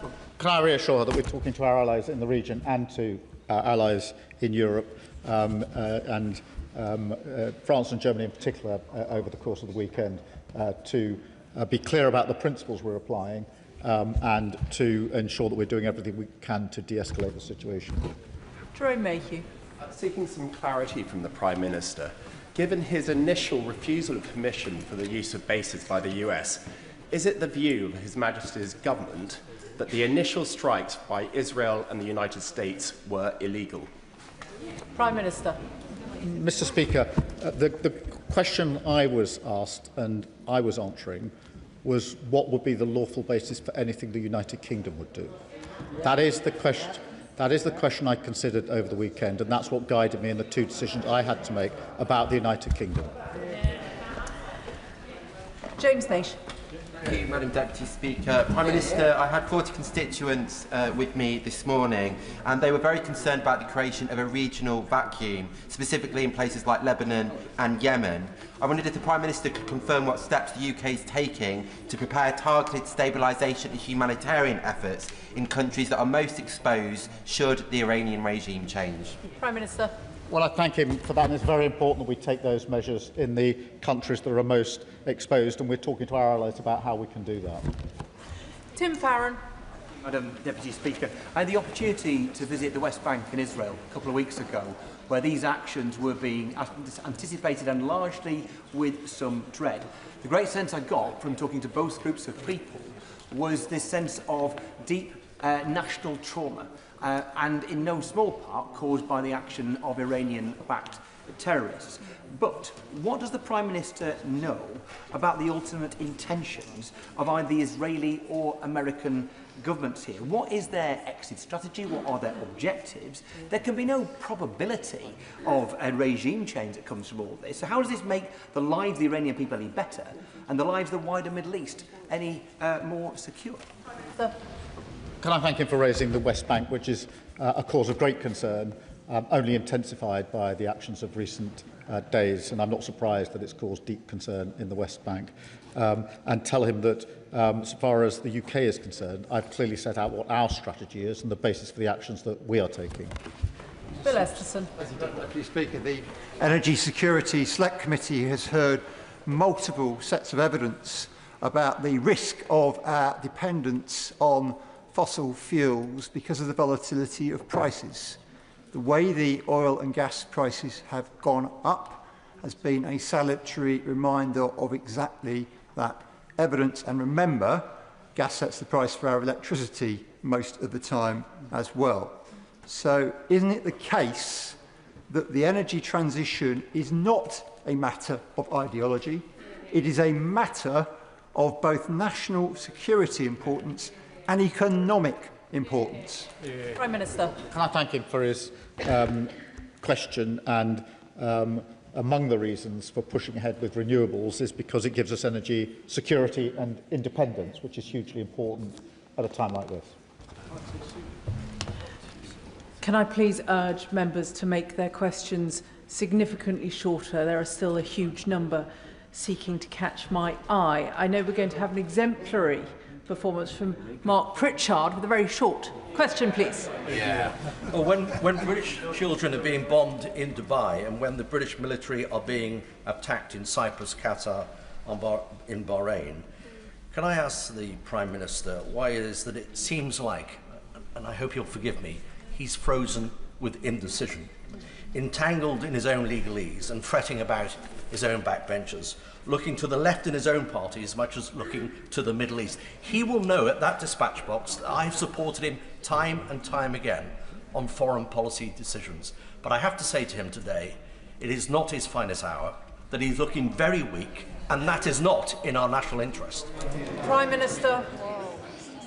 I have been absolutely focused only on British nationals this weekend. That has been the total focus of my attention, and it's a disservice to him to suggest otherwise, really. Absana Begum. Madam Deputy Speaker, a constituent who fled Iran fought through tears as she told me how she worked. She wanted an end to the regime in Iran that had targeted her and her loved ones, and also said that she wanted absolutely no illegal military intervention from external forces. Does the Prime Minister understand that by enabling the use of military bases in the government's allies, in this case the US and Israel's illegal actions, that it is dragging our country into a wider conflict of which it does not have the power over the outcome, and that risks making all of us more, not less, safe? Prime Minister. No, our decisions were made to protect British citizens and British nationals, and I stand by that decision. Edward Morello. Deputy Speaker, the Iranian regime is a murderous regime. It is an exporter of terrorism. It is a threat to regional and national security. Its removal is good for British security. It is good for the Iranian people. But what comes next is even more important than what has happened. The Prime Minister has repeatedly said he wants a viable, thought-through plan. Does he think that President Trump has a viable, thought-through plan for what comes next? Prime Minister. Well, Madam Deputy Speaker, we're obviously discussing all matters with the US all of the time. I'm absolutely clear what our plan is and what the basis for our decisions are, and I've set them out to the House. Luke Meyer. Thank you, Madam Deputy Speaker. Our primary duty at this time must be the safety of British nationals in the region. People like my constituents, the Foreman family, who are currently trapped abroad and not knowing when they will be able to come home. Their father's medication is running out today, and they have no idea whether they will be able to obtain those drugs. So what assurance will the Prime Minister provide that consular support will be put in for families like my constituents to make sure they can get the medication that they need and ideally come home as soon as possible? Prime Minister. Can I assure him that we're taking every step we can to ensure they have the support that they need, including steps over the course of this weekend? Greg Stafford. Thank you, Madam Deputy Speaker. Can I associate myself with the comments from the Prime Minister about our service personnel in Bahrain and in Evacuation, which I had the pleasure of visiting in the summer? It's difficult to know where to start with the confusion and cognitive dissonance that is shown in the Prime Minister's statement, not least of which where he is against attacking Iran because it has nuclear weapons, but is willing to attack it because it has conventional weapons. Now, on the conventional weapons point, British sovereign territory in Akrotiri has been attacked, yet the Prime Minister is unwilling to use British personnel, the RAF, to strike on Iran. What would it take for Iran or any other state actor to do to this country for him to act? Prime Minister. We're using British personnel to defend Cyprus at the very moment. Josh Fenton-Glynn. Thank you, Madam Deputy Speaker. No one should shed a tear for the Iranian leadership. They're a brutal and oppressive regime, but there are other brutal and oppressive regimes in the world, and that in and of itself is never a reason to attack a country. So can the Prime Minister please assure me that any involvement of British troops or assets in this conflict will be purely defensive? Prime Minister. Madam Deputy Speaker, I've set out the principles on which I will act. I thank him for his question. Any action will be will have to have a lawful basis and a viable case. 30 seconds. David Chadwick. Thank you, Madam Deputy Speaker. As long as the Iranian regime exists, it will continue to pose a direct threat to our security and to stability across the region. Yet Cabinet Office figures show that non-ODA integrated security fund spending for the Middle East is set to fall by a third in the coming years. Can the Prime Minister explain why funding to counter Iranian threats is being reduced at precisely the moment that those threats remain so acute? Minister. We're taking a number of measures to deal with Iranian threats, as he would expect. Kim Johnson. Thank you, Madam Deputy Speaker. The Prime Minister claims that lessons have been learned from Iraq. I really hope that is true. Netanyahu and Trump instigated an illegal act of aggression, putting thousands of people's lives at risk, including UK nationals and the military. So does the Prime Minister agree with me that diplomacy and de-escalation is needed and for not bringing Britain into a reckless and catastrophic war? And can you provide some details about this viable, thought-through plan in terms of repatriating our nationals? Prime Minister. Can I assure her I'll continue to apply the principles I've set out and work to de-escalate across the region? Craig Smith. Thank you, Madam Deputy Speaker. The Iranian regime ignored the JCPOA, which completely failed. The Iranian regime's terror activities have reached these shores. And while we meet here this afternoon, the Iranian regime's rockets rain down on our allies across the Middle East, including Hezbollah's rockets into Israel. So can the Prime Minister set out clearly what evidence underpins his view that this Iranian regime is in any way, shape or form interested in coming to the negotiating table? Prime Minister. My point is simply that in the end and ultimately there will have to be a negotiated outcome when it comes to nuclear weapons. But at what point that happens is obviously unclear, particularly after the last few days. But that is why it's been the consistent policy of both our parties for years that this should be a negotiated outcome. It was his party's policy until Friday of last week. Rupa Huck. Thank you, Madam Deputy Speaker. Door knocking in Ealing yesterday, a student whose parents fled Iran in 1979 told me how overjoyed they are to get rid of this despotic, tyrannical regime.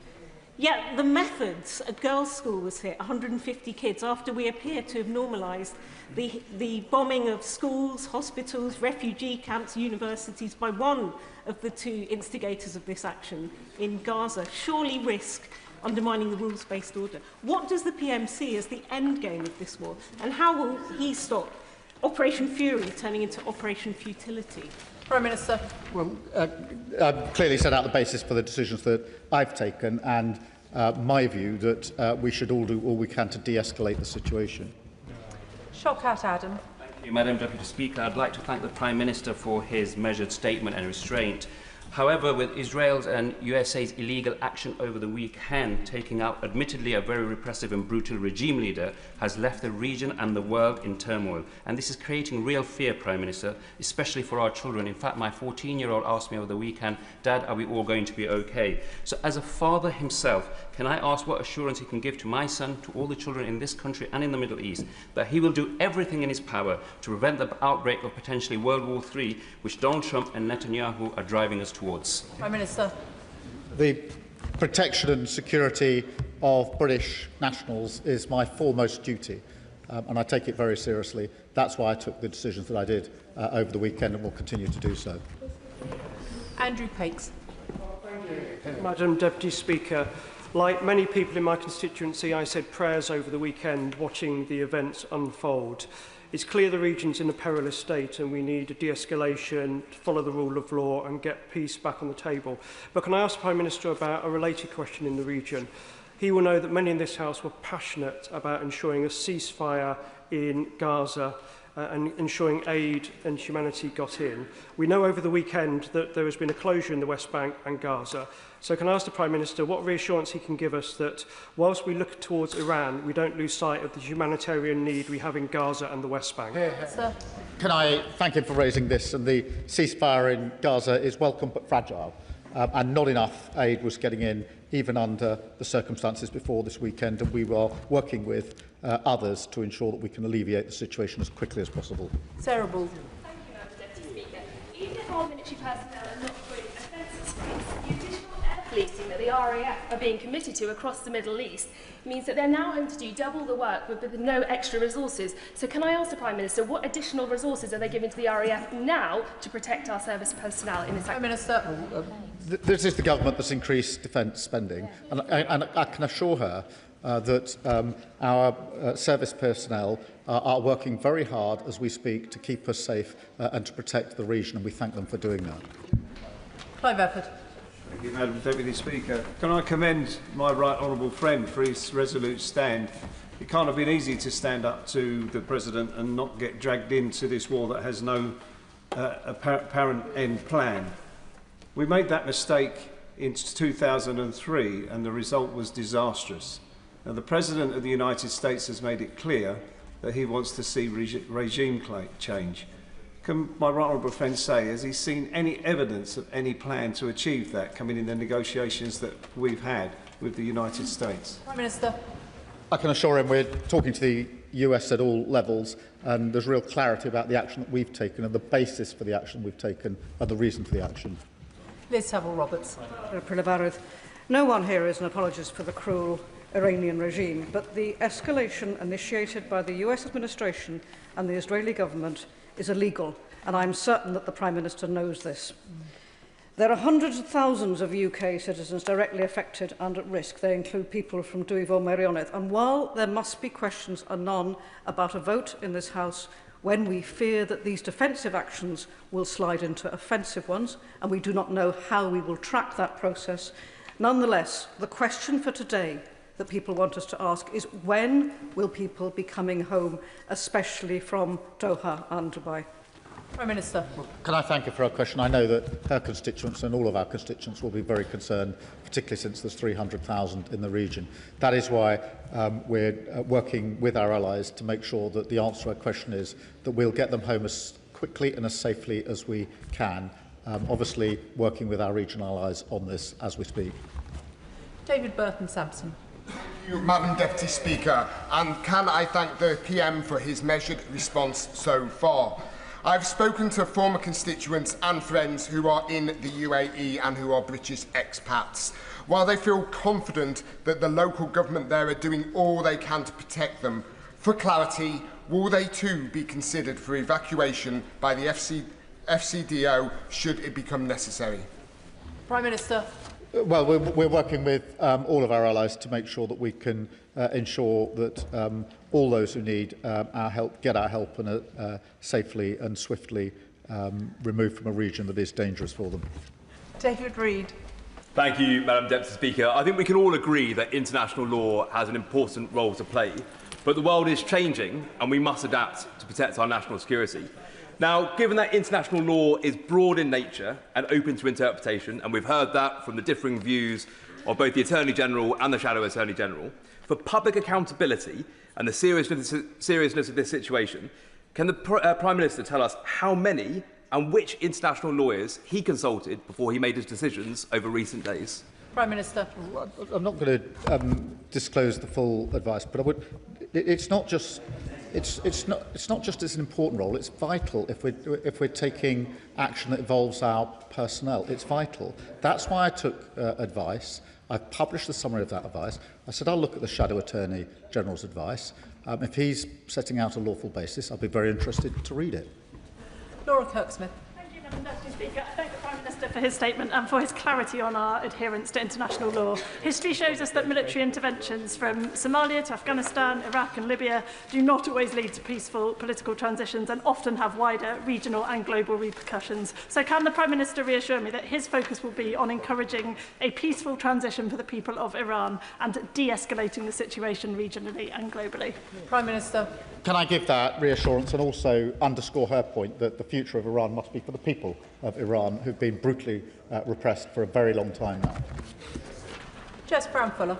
Madam Deputy Speaker, we must not conflate the appalling actions of Iran with that of the Iranian people, who have spent years fighting at great risk for change and intensively over the last couple of months. The severe case of repression under the Ayatollah has led many of them to actually welcome the actions of Trump and Netanyahu. But how is this government going to ensure that Iranian voices are heard when decisions are being made about their future once military action finally subsides? Can I thank her for a question? It's very important that we're clear on the principle that the future of Iran must be for the Iranian people, who have been brutally repressed, and particularly in recent months, but not only in recent months. And we must consistently make that case, and we are doing so. Richard Bergen. Thank you, Madam Deputy Speaker. This is an extremely dangerous moment. Iraq, Afghanistan and Libya show where this can end up, with death, destruction, terror and chaos impacting tens of millions of people. Given that, shouldn't the government's focus be on pushing Trump, Israel and Iran towards diplomacy, de-escalation and a ceasefire, and instead, by siding with Trump, hasn't the Prime Minister risked dragging us into a wider conflict which leaves us all less safe, and which could include mission creep, which will erode the distinction the Prime Minister is attempting to make between offensive and defensive actions, leading us embroiled fully in an illegal US war in the Middle East? Prime Minister. Madam Deputy Speaker, my focus has been on the protection of British nationals in the region. There are 300,000 of them. They are at risk, and it is our duty to take steps to ensure that we reduce that risk and bring them to safety and security. Simon Hall. Mr. Speaker, a militarily degraded Iran will be welcomed by both the region and the world. But an Iran that still possesses enriched uranium and potentially becoming a failed state is something to be avoided at all costs. The Prime Minister will recognise that. Whilst it's uncertain what President Trump's plan is, there will be clearly, at some point, negotiations, talks towards peace and a cessation of action. Will he impress upon the American administration that now is the opportunity to link progress for ordinary Iranians, their democratic rights, their freedoms and their civil liberties, as part of that, and not just view it as a military degradation exercise? Prime Minister. Can I thank him for his question and agree with the way he puts it? It is very important that we deal and acknowledge the brutal repression of Iranian people for so many years. Jim Dixon. Thank you, Madam Deputy Speaker. Can I express my support for the government's handling of the events this weekend, particularly the clarity given by the Prime Minister today that international law is paramount, and also the priority given to the safety of UK citizens. Does he agree with me, however, that this will only end when Iran and the US and allies get round the table, talk about nuclear de-escalation, and Iran abandons its nuclear ambitions? Will the Prime Minister perhaps tell us what conversations he'd had with allies in order to ensure that that happens? Prime Minister. Well, we are having conversations with allies about de-escalating the situation and how we get back to negotiation, which in the end, at whatever stage it is going to have to be part of the process. Sammy Wilson. Thank you, Madam Deputy Speaker. And we should welcome the actions of America and Israel in trying to destroy a regime which the Prime Minister has described has exported terror all over the world. But why the weak-kneed response from the government that we're limiting our bases to defensive actions? And maybe he would clarify, what does he mean by defensive actions? For example, attacks on the drone factories which are used to deliver the bombs, is that defensive? Attacks on the leaders who are planning the war against our allies in the Middle East, is that defensive? Attacks on nuclear facilities, would that be regarded defensive? Or attacks on the infrastructure which is used to mobilise these weapons, would that be defensive? What are the limits of this defensive action? Can I be absolutely clear with him that the action which we've authorised from our bases is to take action to take out the capability of Iran to launch these attacks, and that of course means taking out their capability, the launchers and the infrastructure that sits behind it. Of course it does. Amanda Martin. Thank you, Madam Deputy Speaker, and thank the Prime Minister for his calm and measured approach and reassurance today. As the Member of Parliament for Portsmouth North and the mum of a serving personnel currently deployed overseas, my first thought is always for the men and women we ask to stand in harm's way. Yeah. The Iranian regime recklessly attacks are not abstract. They are direct threats to British service personnel and British citizens in the region. Will the Prime Minister firstly confirm that every measure is being taken to protect constituents on the ground? And secondly, when we pursue de-escalation democracy, will he assure the House that operational decisions are grounded firmly in one overriding principle, the safety of our British servicemen? Well, can I thank her? I know a number of her constituents are deployed abroad, and we are doing everything we can to protect them and to thank them for the work that they're doing in the region. Ben Spencer. Speaker, I've heard a lot of legal analysis from the Prime Minister, but nothing on what he thinks is morally right.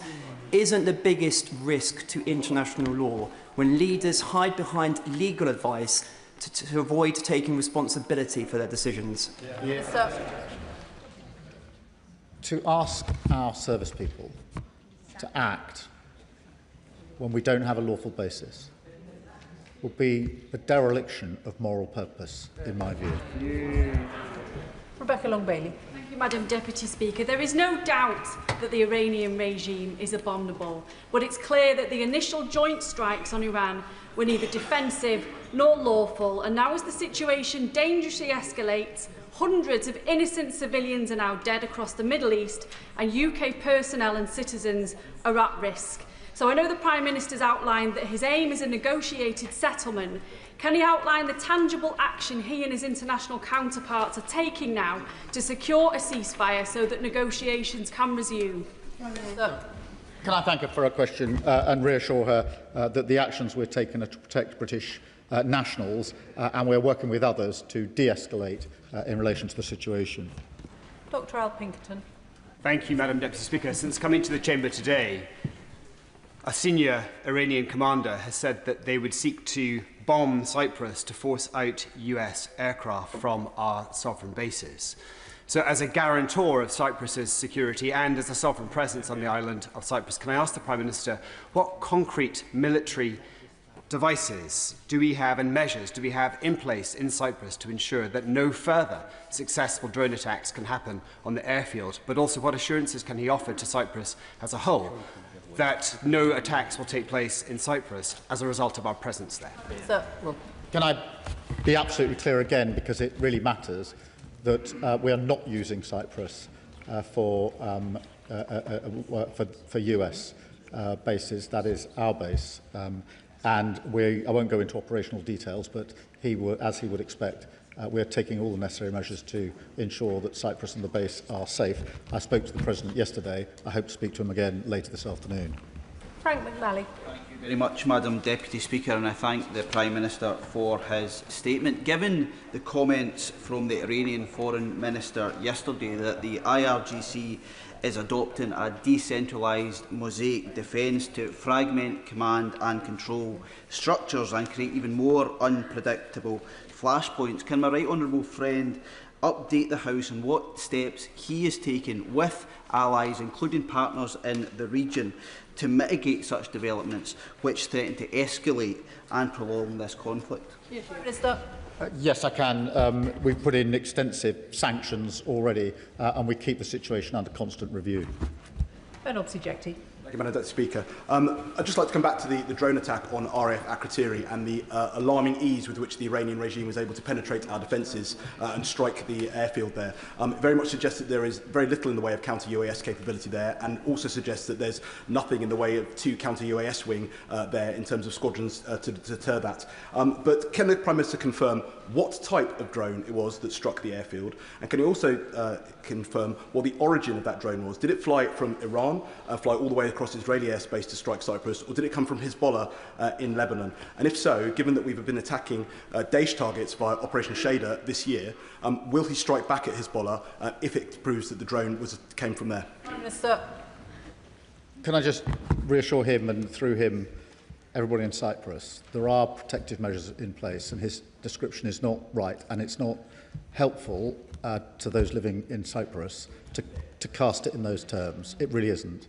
As he would expect, there are extensive measures in place, both US measures and UK measures in relation to the defence of Cyprus and the airbase there, and it's very important I make that absolutely cleir.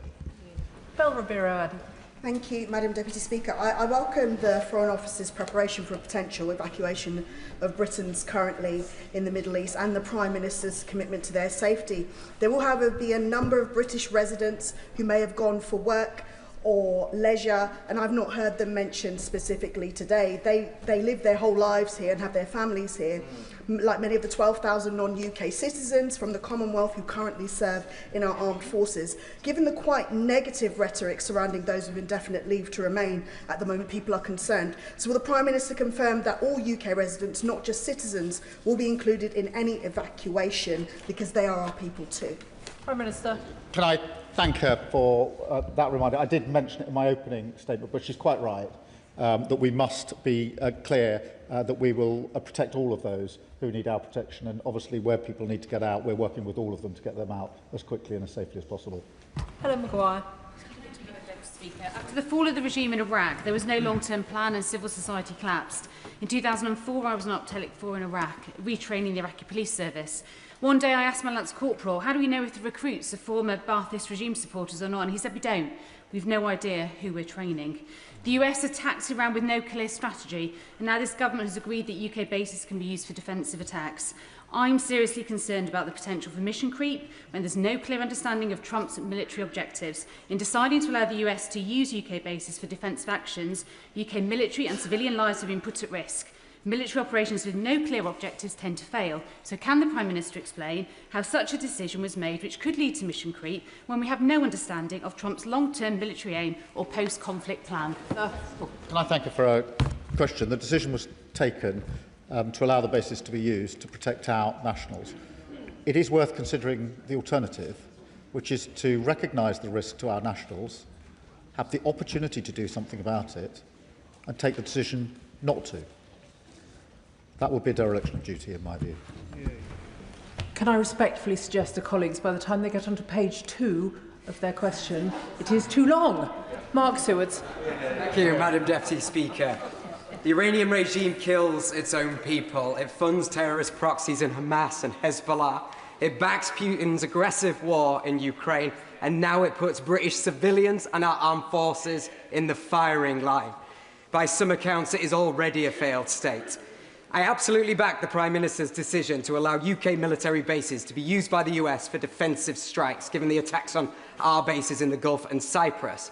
But does he agree, given the threat Iran poses on our streets here, the absolute minimum we should do is prescribe the IRGC, along with any other organisations that threaten British civilians? Well, can I assure him we keep that under review, and we have already put in place a considerable number of sanctions. Dr Neil Shastri-Hurst. Thank you very much, Madam Deputy Speaker. The Prime Minister set out in his statement with some clarity the threats posed by Iran. Taking that into account, does he not recognise that treating international law as a rigid instrument as opposed to a flexible one, as he appears to do so, risks binding our hands when it comes to national security? Prime Minister. I've made the point a number of times. It's important there's a clear legal basis. I'm not actually sure what the position of the party opposite is. Are they saying they would have joined the original strikes, irrespective of whether it was lawful or not? I haven't heard a clear answer to that. It would be very helpful to have one. Graham Downey. Thank you very much, Madam Deputy Speaker. Iranian action in the Strait of Hormuz, as well as the attacks on energy infrastructure, is driving up energy prices, or risks driving up energy prices here in the UK as well. Will the Prime Minister make sure that in the coming days and weeks he makes clear where the blame for any rising energy prices lies, and that is with Iran? And will he make sure he's holding any discussions possible to support people in this country, including in my constituency, with any rising bills that are affected? Prime Minister.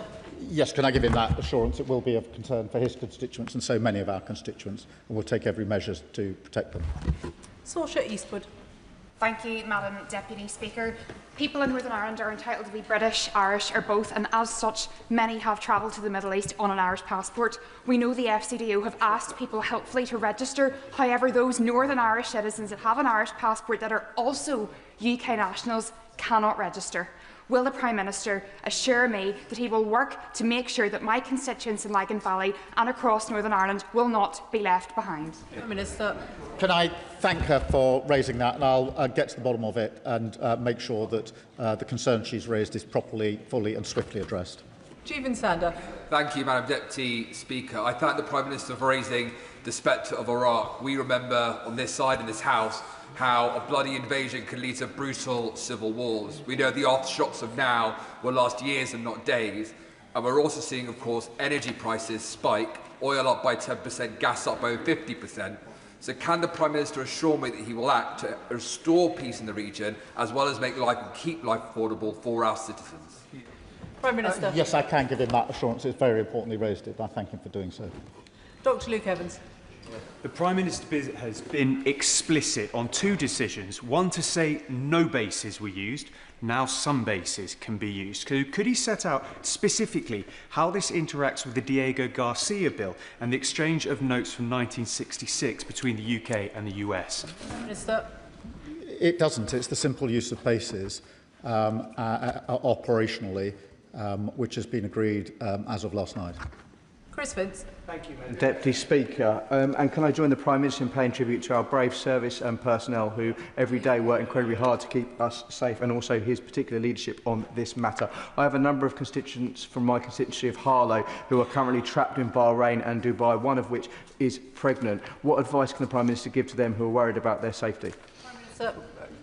Can I thank him for raising the case of his constituents? I'm sure they're very anxious about the situation, and assure them and him that we're working at pace with our allies to get a safe and swift route for them to come out of the region, which is what they all want. Vicky Slade. Thank you, Deputy Speaker. I want to go back to the original attacks. Last year, Trump told us that he was attacking Iran to destroy any possibility of them getting a weapon, and he told us afterwards that he had obliterated the threat for years to come. Given that that was the justification for the attacks last week, and now Israel have said that it had been planned for months, it seems questionable, the urgency of the attack. So what can the Prime Minister tell us about determining the facts around the justification for this and the presence of nuclear materials, so the basis of any future action is clear? Prime Minister. I thank her for a question. As I said, I took two decisions over the weekend. The second was allow the bases to be used because of the actions of Iran and the need to protect our citizens, our nationals. Martin Vickers.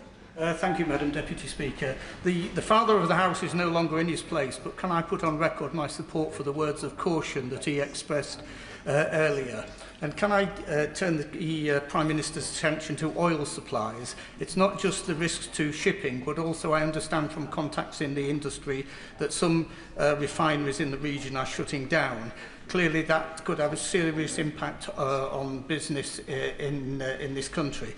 Could the Prime Minister assure us that contingency arrangements are in hand to maximise oil supplies? Prime Minister. Can I thank him for raising that issue and assure him that we are taking measures with our allies to safeguard the supply and do all that we can to ensure that we have the energy we need where we need it.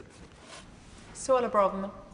Whilst the Ayatollah has been toppled, the IRGC remains intact, and the IRGC is indeed the head of the snake as the sponsor of global terrorism. Now, despite many urgings, the previous Conservative government failed to prescribe the IRGC. His government has made the promise to do so. Nothing has happened yet. If not now, then when? Prime Minister. Well, as she will know from her time in office, this is kept under review, but we have put extensive sanctions in, as the previous government did. Alberto Costa. Thank you, Madam Deputy Speaker. Putting aside for a moment the rights and wrongs of the Prime Minister's decision on Saturday morning, can I ask the Prime Minister whether or not the BBC, which is in a unique position running BBC Persian language broadcasting into Iran, and given President Trump's wishes for the Iranian people themselves to take control, can the Prime Minister put on record if he will work with the BBC over the coming days to ensure that there's more government funding, wherever necessary, to broadcast what is required to the Iranian people? Prime Minister. Well, it's very important that the BBC reports and broadcasts in the way that it does, and we support them in doing that. Josh Babarindi. Thank you, Madam Deputy Speaker. 23-year-old Eastbourne lad Cameron is currently lying stranded in a Dubai hospital bed after falling very ill during a minutes-long stopover in Dubai over the weekend. During this window, the airspace closed. Cameron's hospital bills are £1,000 a day, which he's being forced to pay up front despite having insurance. Cameron, who's watching, urgently needs to know, 1, when the Prime Minister will outline his repatriation plan, if there will be one. 2, when the Prime Minister will he prioritise British nationals who are clinically vulnerable for repatriation, if it is medically safe. And third and finally, will the appropriate minister meet with me and with Cameron's family to ensure that he gets the treatment that he needs before money runs out, and to make sure that we can get Cameron back to Eastbourne safe? Minister. Cameron and his family and loved ones must be extremely worried. If he would pass me the full details of that particular case, I'll make sure that we do whatever we can to assist Cameron and his family. Graham Stewart. Mr. Speaker, the Prime Minister has made it clear that he thinks that there was insufficient imminent threat to justify our going with our allies in the initial strike. But after the act of war, after the attack on UK citizens across the Middle East, many countries of whom were not participating, and on British sovereign territory, that means that we can join in and we could be involved in offensive actions if the Prime Minister so chose. Why is he choosing not to, and why is he pretending it's for a legal reason when that legal reason has disappeared? Prime Minister. We started taking action on Saturday morning with our pilots in the sky across the region, and they've been working ever since. We added to that yesterday afternoon by acceding to the request of the Americans to use our bases for the attacks on the capability of Iran to launch the strikes in the first place. Ayub Khan. Thank you, Madam Deputy Speaker. Can I thank the Prime Minister for accepting that the reason the British Army is not involved is because it would be unlawful and illegal. Thereby, what America has done is illegal.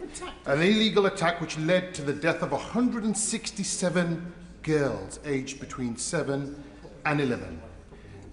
And there are people that are sat in this audience here today, Prime Minister, that oppose refugees coming into this country. The very people that are asking for war.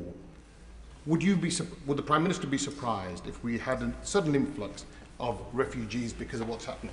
Prime Minister. The actions I've taken have focused on our need to protect our British nationals. I think it's in all of our interests, including our British nationals, that we do all we can to de-escalate the situation as quickly as possible. Martin Wrigley. Thank you very much, Madam Deputy Speaker. I welcome the removal of the abhorrent Iranian regime, having seen the beginning of it 47 years ago when my father was serving officer in the British Embassy and we knew the Americans taken hostage. So may I add my thanks to our current serving personnel who are putting their lives at risk. Given that we have, since the preemptive strike, now a sad but inevitable increasing escalation of hostilities, what can the Prime Minister do to persuade Donald Trump to go to negotiation, which is where we have to be, given that he believes in win-or-lose situations only? Well, we're working with all of our allies and having discussions at every level with the US and others about how we resolve this situation and de-escalate. And ultimately, it will have to be a question of negotiation. Jim Allister. I do not underestimate for one moment the gravity of any government deciding to place its brave servicemen and women in harm's way. But in circumstances where our bases and our citizens are being targeted by the terror machine that is Iran, why are we still, as United Kingdom government, equivocating over whether we are actively on the side of those determined to liquidate the threat? Why the equivocation? We're not. Pilots have been in the sky since Saturday morning, hours after the attack, risking their lives. I'm grateful for them for doing so. They went straight up there, and they've been up there ever since. No equivocation. They went up straight away, and it was the right thing to do. Claire Young. Thank you, Madam Deputy Speaker. This conflict has grounded travellers at Doha, including a constituent who has 3 young children waiting at home. Following his conversation with Qatari leaders, can the Prime Minister explain how evacuations will be prioritised and what support on the ground is being provided to those who are simply expecting to pass through? Minister. Yeah, can I reassure we're working with Qataris and others to ensure that we're able to get everybody to safety and security as quickly as possible. And they're evolving plans, as she will appreciate. It's a difficult situation, but I can assure her we're doing everything we can to get people out safely. They're our first priority. Adnan Hussain. As the Prime Minister admits, after the illegal preemptive strikes and the killing of Iran's leader, Iran has become more aggressive and more unpredictable in the region. So I ask, how can we possibly assure that further strikes, further attacks, further aggression will somehow calm the situation? Britain must not contribute to another conflict whose legality is in serious doubt. Will the Prime Minister now commit to upholding international law unequivocally and to publishing the government's legal advice and to pressing instead for an immediate ceasefire and for a return to diplomacy rather than risking and allowing the United Kingdom to be drawn into another unlawful war? It's my duty to protect British nationals. We have 300,000 in the region, and you've heard the anxiety from various members about their constituents who are trapped in that situation, only too aware of the danger that they're facing. It's my duty to ensure that the risk to them is reduced. That's why we took the action we did over the weekend. Chris Coughlin. Deputy Speaker, British Lance Corporal Brodie Gillen was killed by an Iranian ballistic missile in Iraq in 2020. When I arrived as a soldier 3 months later, our base came under attack from Iranian proxy militias 8 times. The Iranian regime has gunned down tens of thousands of protesters in recent weeks. Morality is complex. I entirely support the Prime Minister on his view of the need for a negotiated settlement, given sadly that the risks of regime change. But does the Prime Minister agree with me that any negotiated settlement needs to include protections against reprisals for protesters? Prime Minister. Very much so, and can I thank him for his service. It is really important that we approach this with clear principles about what we're trying to achieve and learning the lessons of history in terms of what happens after conflicts like this. James McMurdoch. Thank you, Madam Deputy Speaker. And may I put on record, while I may not agree with all of the conclusions the Prime Minister has drawn, I am very grateful for the reverence and caution he shows to and the respect for the human life that he's been trying to demonstrate. The limited time he's had over the weekend to fully demonstrate and make decisions on how best to act has revealed that he was not involved in all of the pre-planning. So may I ask him, why is the UK no longer at the decision-making table? Prime Minister. Well, we talk to our allies all of the time, as he knows and would expect. And we talked to them extensively over the weekend in response to the situation as it developed. Paul Kohler. Madam Deputy Speaker, I applaud the Prime Minister's judgment in this matter. I'm in contact with British nationals trapped in a hotel in Qatar. They texted me a few minutes ago to say there has been a lack of messaging from our government to those of us who are seeing missiles passing overhead and more than 30 explosions just today. They're desperate for news on evacuation plans, but the consulate auto-reply is currently advising them on how best to enjoy Ramadan. Can the Prime Minister please ensure our consulates redouble their efforts to give information and reassurance to our nationals across the region? We're doing everything we can as quickly as we can, and I'll pick up the issue that he's raised specifically, and can he please reassure his constituents that having raised it with me, I'll do whatever I can to respond very quickly. Zara Sultana. Thank you, Madam Deputy Speaker. US congressional staff were told on Sunday that Iran was not planning to strike American forces or bases unless Israel attacked Iran first. In other words, there was no intelligence indicating an imminent threat. Yet we have already seen preemptive strikes attacking a girls' school, killing over 100 children. This has been condemned by UNESCO as a grave violation of humanitarian law, yet the Prime Minister didn't bother to mention it. Continuing such actions is unlawful. Allowing them to take place from UK bases is unlawful. So I ask the Prime Minister, is the genocide of the Palestinian people not enough for this Labour government? Is he proud to be another Labour Prime Minister, obediently following Washington into yet another illegal war in the Middle East, making us all less safe? And finally, how much does he enjoy being Donald Trump's poodle? Prime Minister.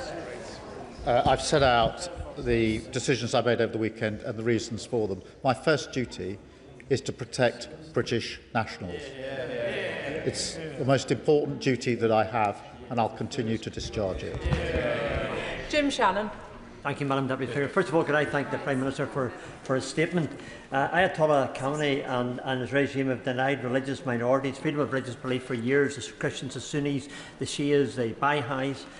They killed 30,000 people in January 2026 who were protesting. Girls are abused and victimised regularly. Today the Ayatollah is deservedly dead and he burns in hell. And for one, I've put a shovel of coals on his head and hope his damnation will be a long one. Prime Minister, the IRGC and the Bajai paramilitary groups have the guns, the protesters have none. So what discussions has the Prime Minister had with the USA and Israel to destroy the murderous IRGC? And what discussion has the Minister had with Madam Rajavi and the national government, Iranian government in exile, and their 10-point plan for a solution for a transparent way forward? Well, there are many discussions going on, as he will appreciate, and I do understand his level of concern, particularly in relation to religious freedom. So we are working with colleagues on those issues, and I'll update the House accordingly. Danny Kruger. Thank you very much, Madam Deputy Speaker. I don't know what's more humiliating for the United Kingdom, the moral weakness of a government that can't distinguish between right and wrong and can't even take a sovereign decision without consulting international lawyers, or the material weakness of a country that has just decommissioned its last frigate in the Gulf and, as the Prime Minister has said in his statement, does not have the capability to defend our own citizens in the region. So given this position of neutrality and impotence, will the Prime Minister clarify what exactly he means by defensive versus offensive action? The whole operation is defensive according to the terms that the Prime Minister has set out. Or does he expect that the British will have some sort of operational veto on individual flights that the Americans take off from our bases? Minister. We're taking action in the sky through our pilots. We've authorised the US to use our bases in order to attack Iranians' ability to strike. But I'm not going to take lectures on morality from a party that stood a candidate who said that you can't be English unless you're white. Can I thank the Prime Minister for his statement? Point of order, Ellie Chowns. Thank you, Madam Deputy Speaker. The honourable member for Wetherby and Easingwold incorrectly attacked the reputation of Motin Ali, Deputy Leader of the Green Party, by saying that he'd protested in support of the Ayatollah. He certainly did not.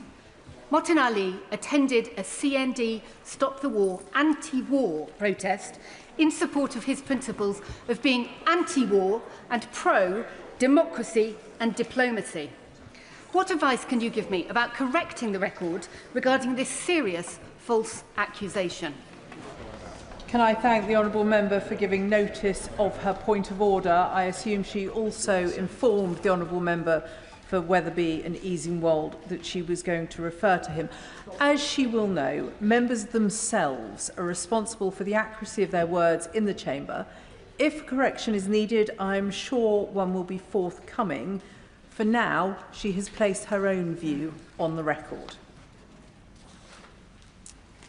Which brings us to presentation of Bill. Rebecca Smith.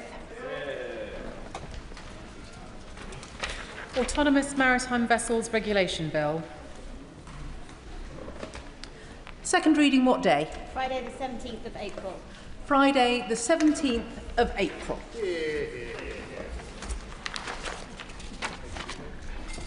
The clerk will now proceed to read the orders of the day. Representation of the People Bill, second reading. No. The reasoned amendment in the name of the official opposition has been selected. Minister to move second reading. Call the Secretary of State, Steve Reid. Thank you, Madam Deputy Speaker. I beg to move that the bill be now read a second time. Now, there's a lot of interest across the House in this bill, and that is no surprise, because we are all proud of our British democracy. Our democracy is a fundamental part of who we are as a country. The long history of this House has been punctuated by reforms which have strengthened it, and it is precisely because of that evolution of our elections and Parliament that in a world where too many beacons of democracy have dimmed, ours still shines brightly. As parliamentarians, we are more than caretakers of democracy. We are here to actively advance it. We are also here to protect it from threats. when hostile actors at home and abroad seek to sow division, using every means possible to undermine our elections, trying to destabilise the very foundations of our freedom and our democratic institutions, then we must act. That is why we are debating the representation of the People Bill today, to secure our elections against those who threaten them, to protect those who participate, to ensure our democracy remains open and accessible to legitimate voters, and to strengthen and preserve our democracy for the next generation. At the 2024 general election, Labour's election manifesto committed to strengthening our democracy and upholding the integrity of elections.